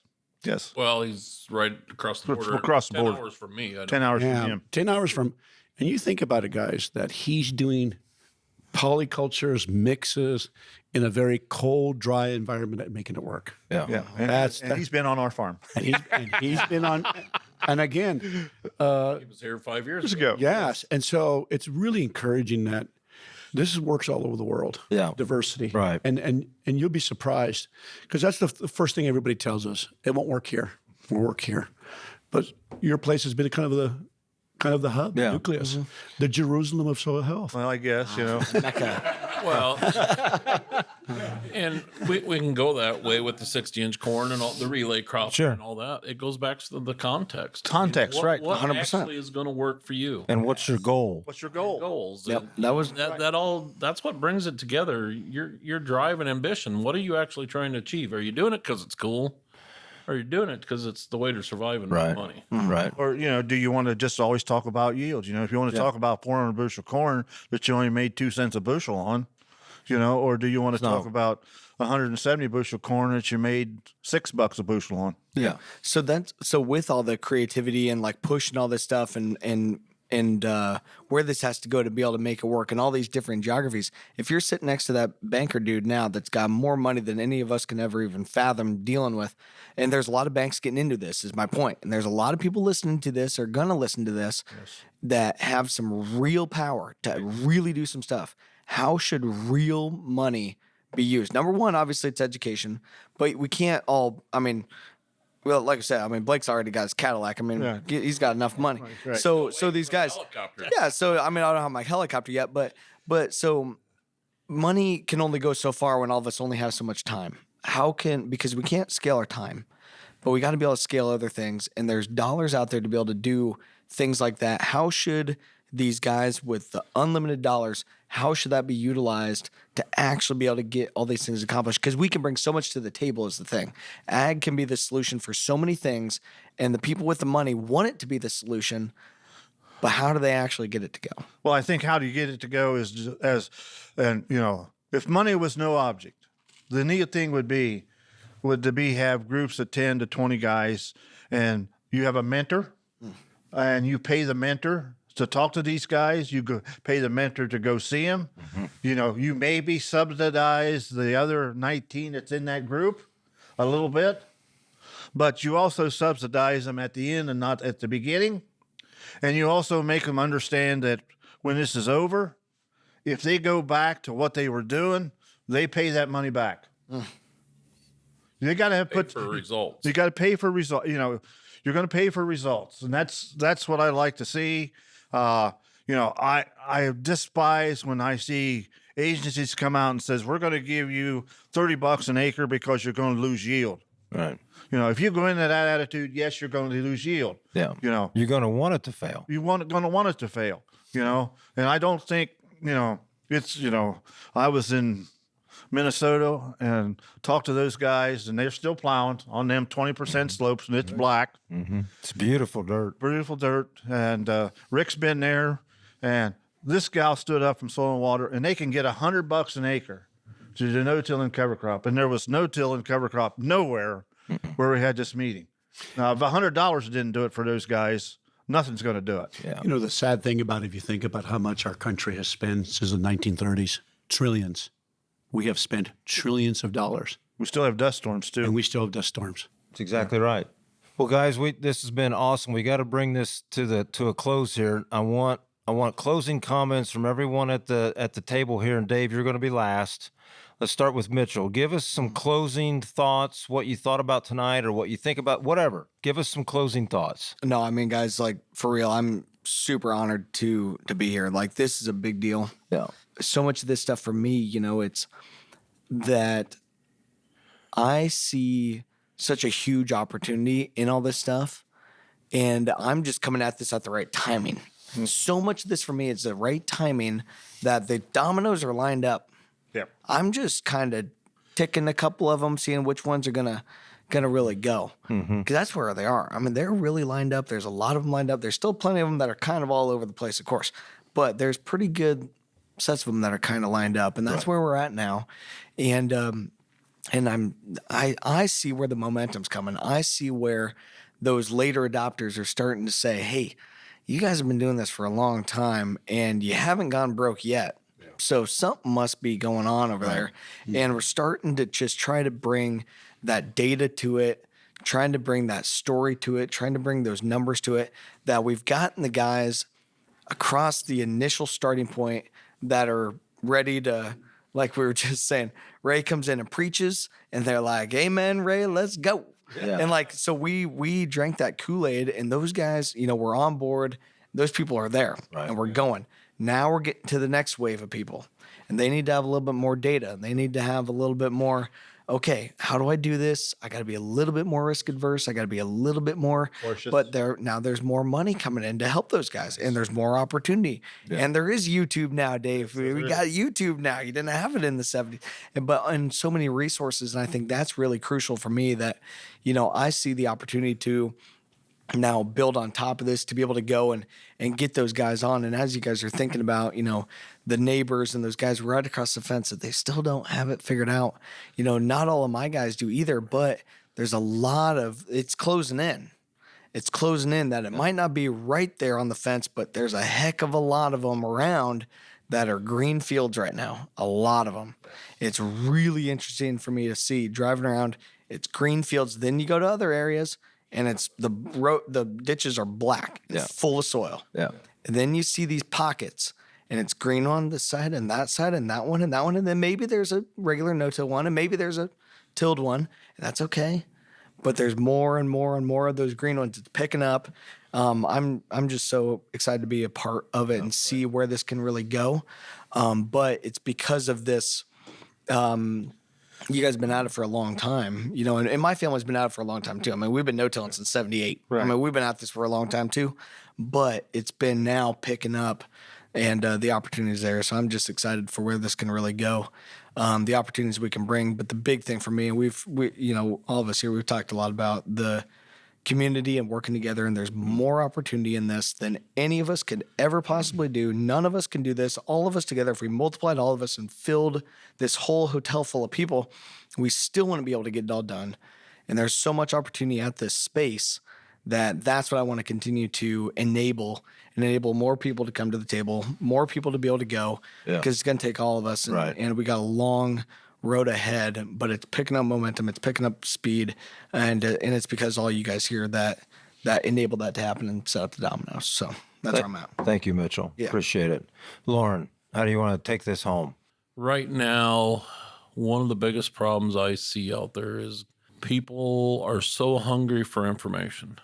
They'll take any little bit of information they can get. Yeah. Through the Google generation, one of the things I think we've lost is the ability to fact check things. And we just all got to be wary of that. I mean, talk to the guy that's going to bring you right to his farm, show you the good, bad, and the ugly, and own it. Mm-hmm. You know, too many people right now want, I made the comment just a day or two ago, we're getting to the point where people want cookbook regen ag. Some of that. I hope it never does, because But that's how close we are still to the mindset of your average reductionist mindset. Yeah. Everybody's used to getting answers. You're going to have to think if you're going to go down this path. Mm-hmm. We're not just regenerating the land, we're regenerating the human mind. Yeah. The ability to think is a precious commodity.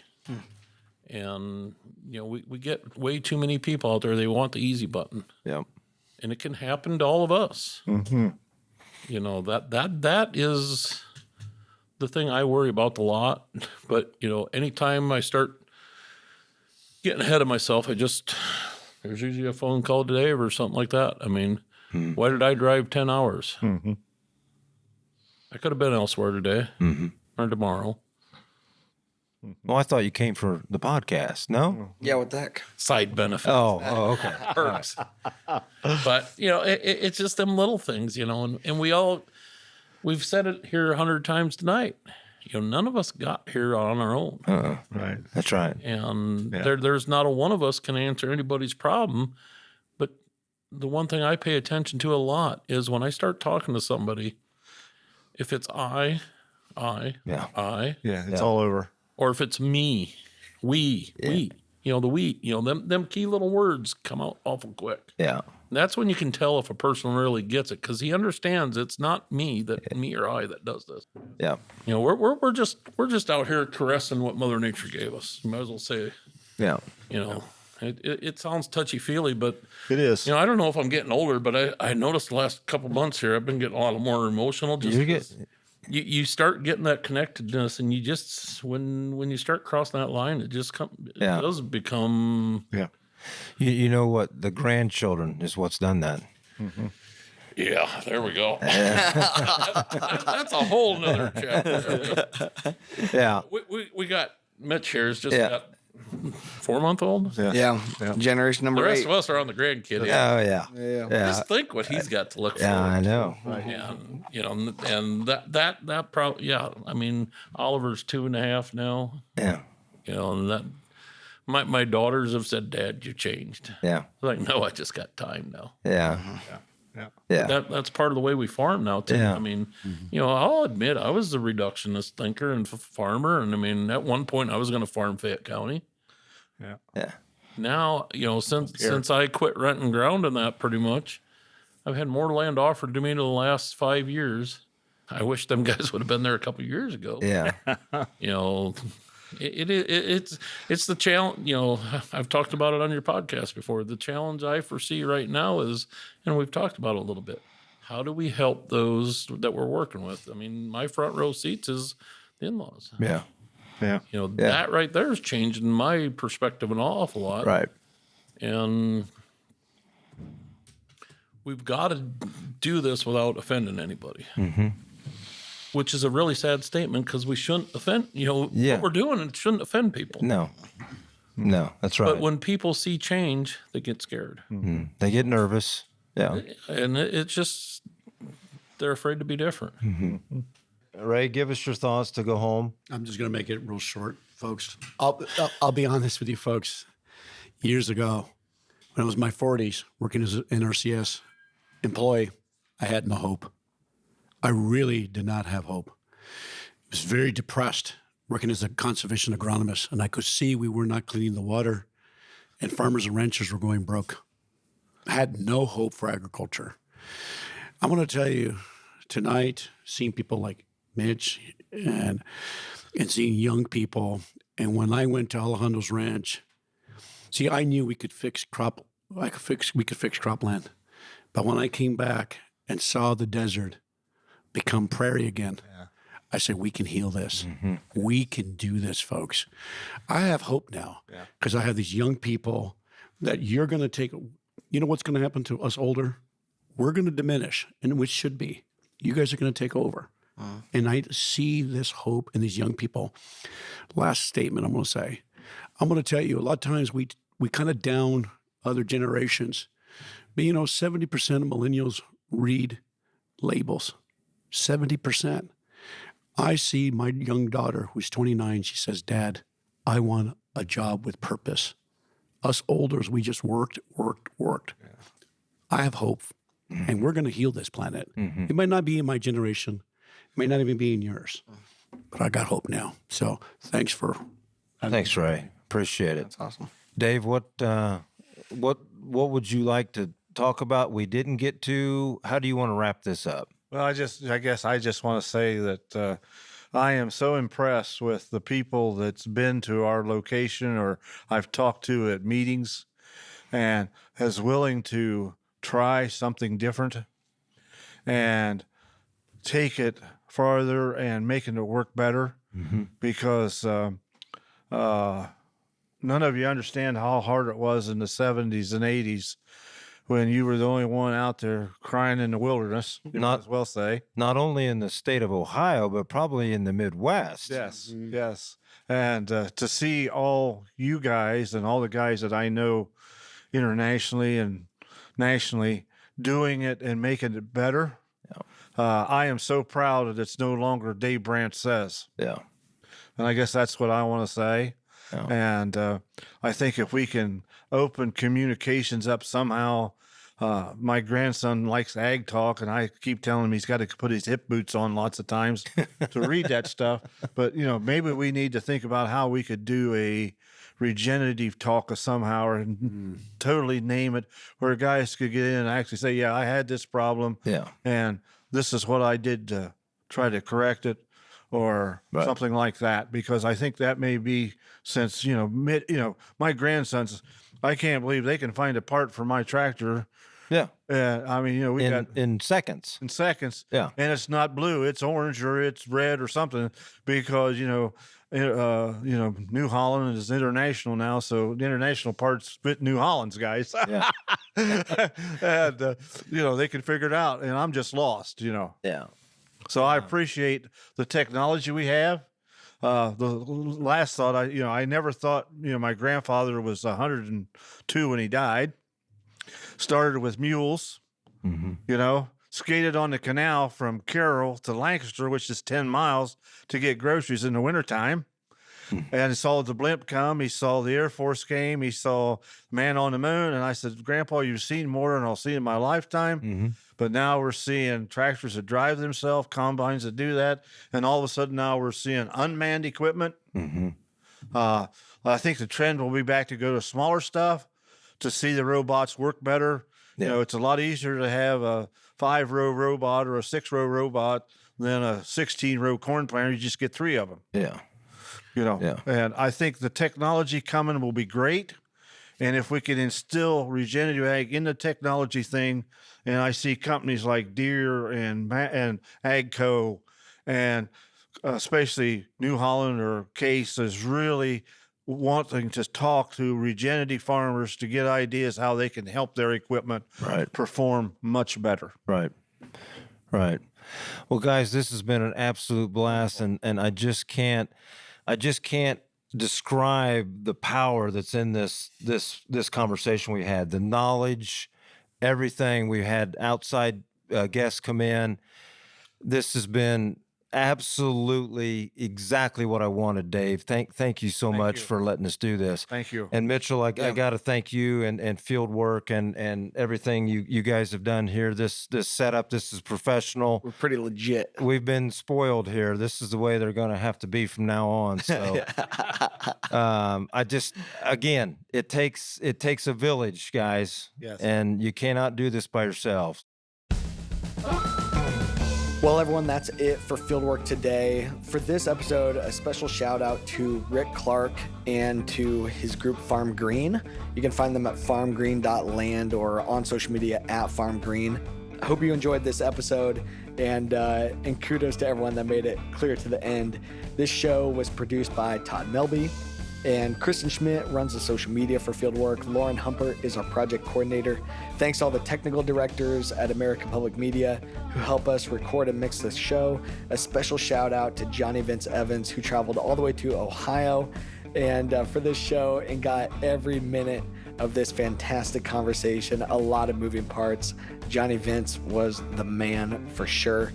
Be sure to check us out on social media. We're at Fieldwork Talk, and find us on all those usual channels. Leave us a review, find us on our website as well, and give us a call anytime. We love hearing from you. 651-228-4810, 651-228-4810. Thanks everyone for listening to all of season 4, and we'll catch you next time.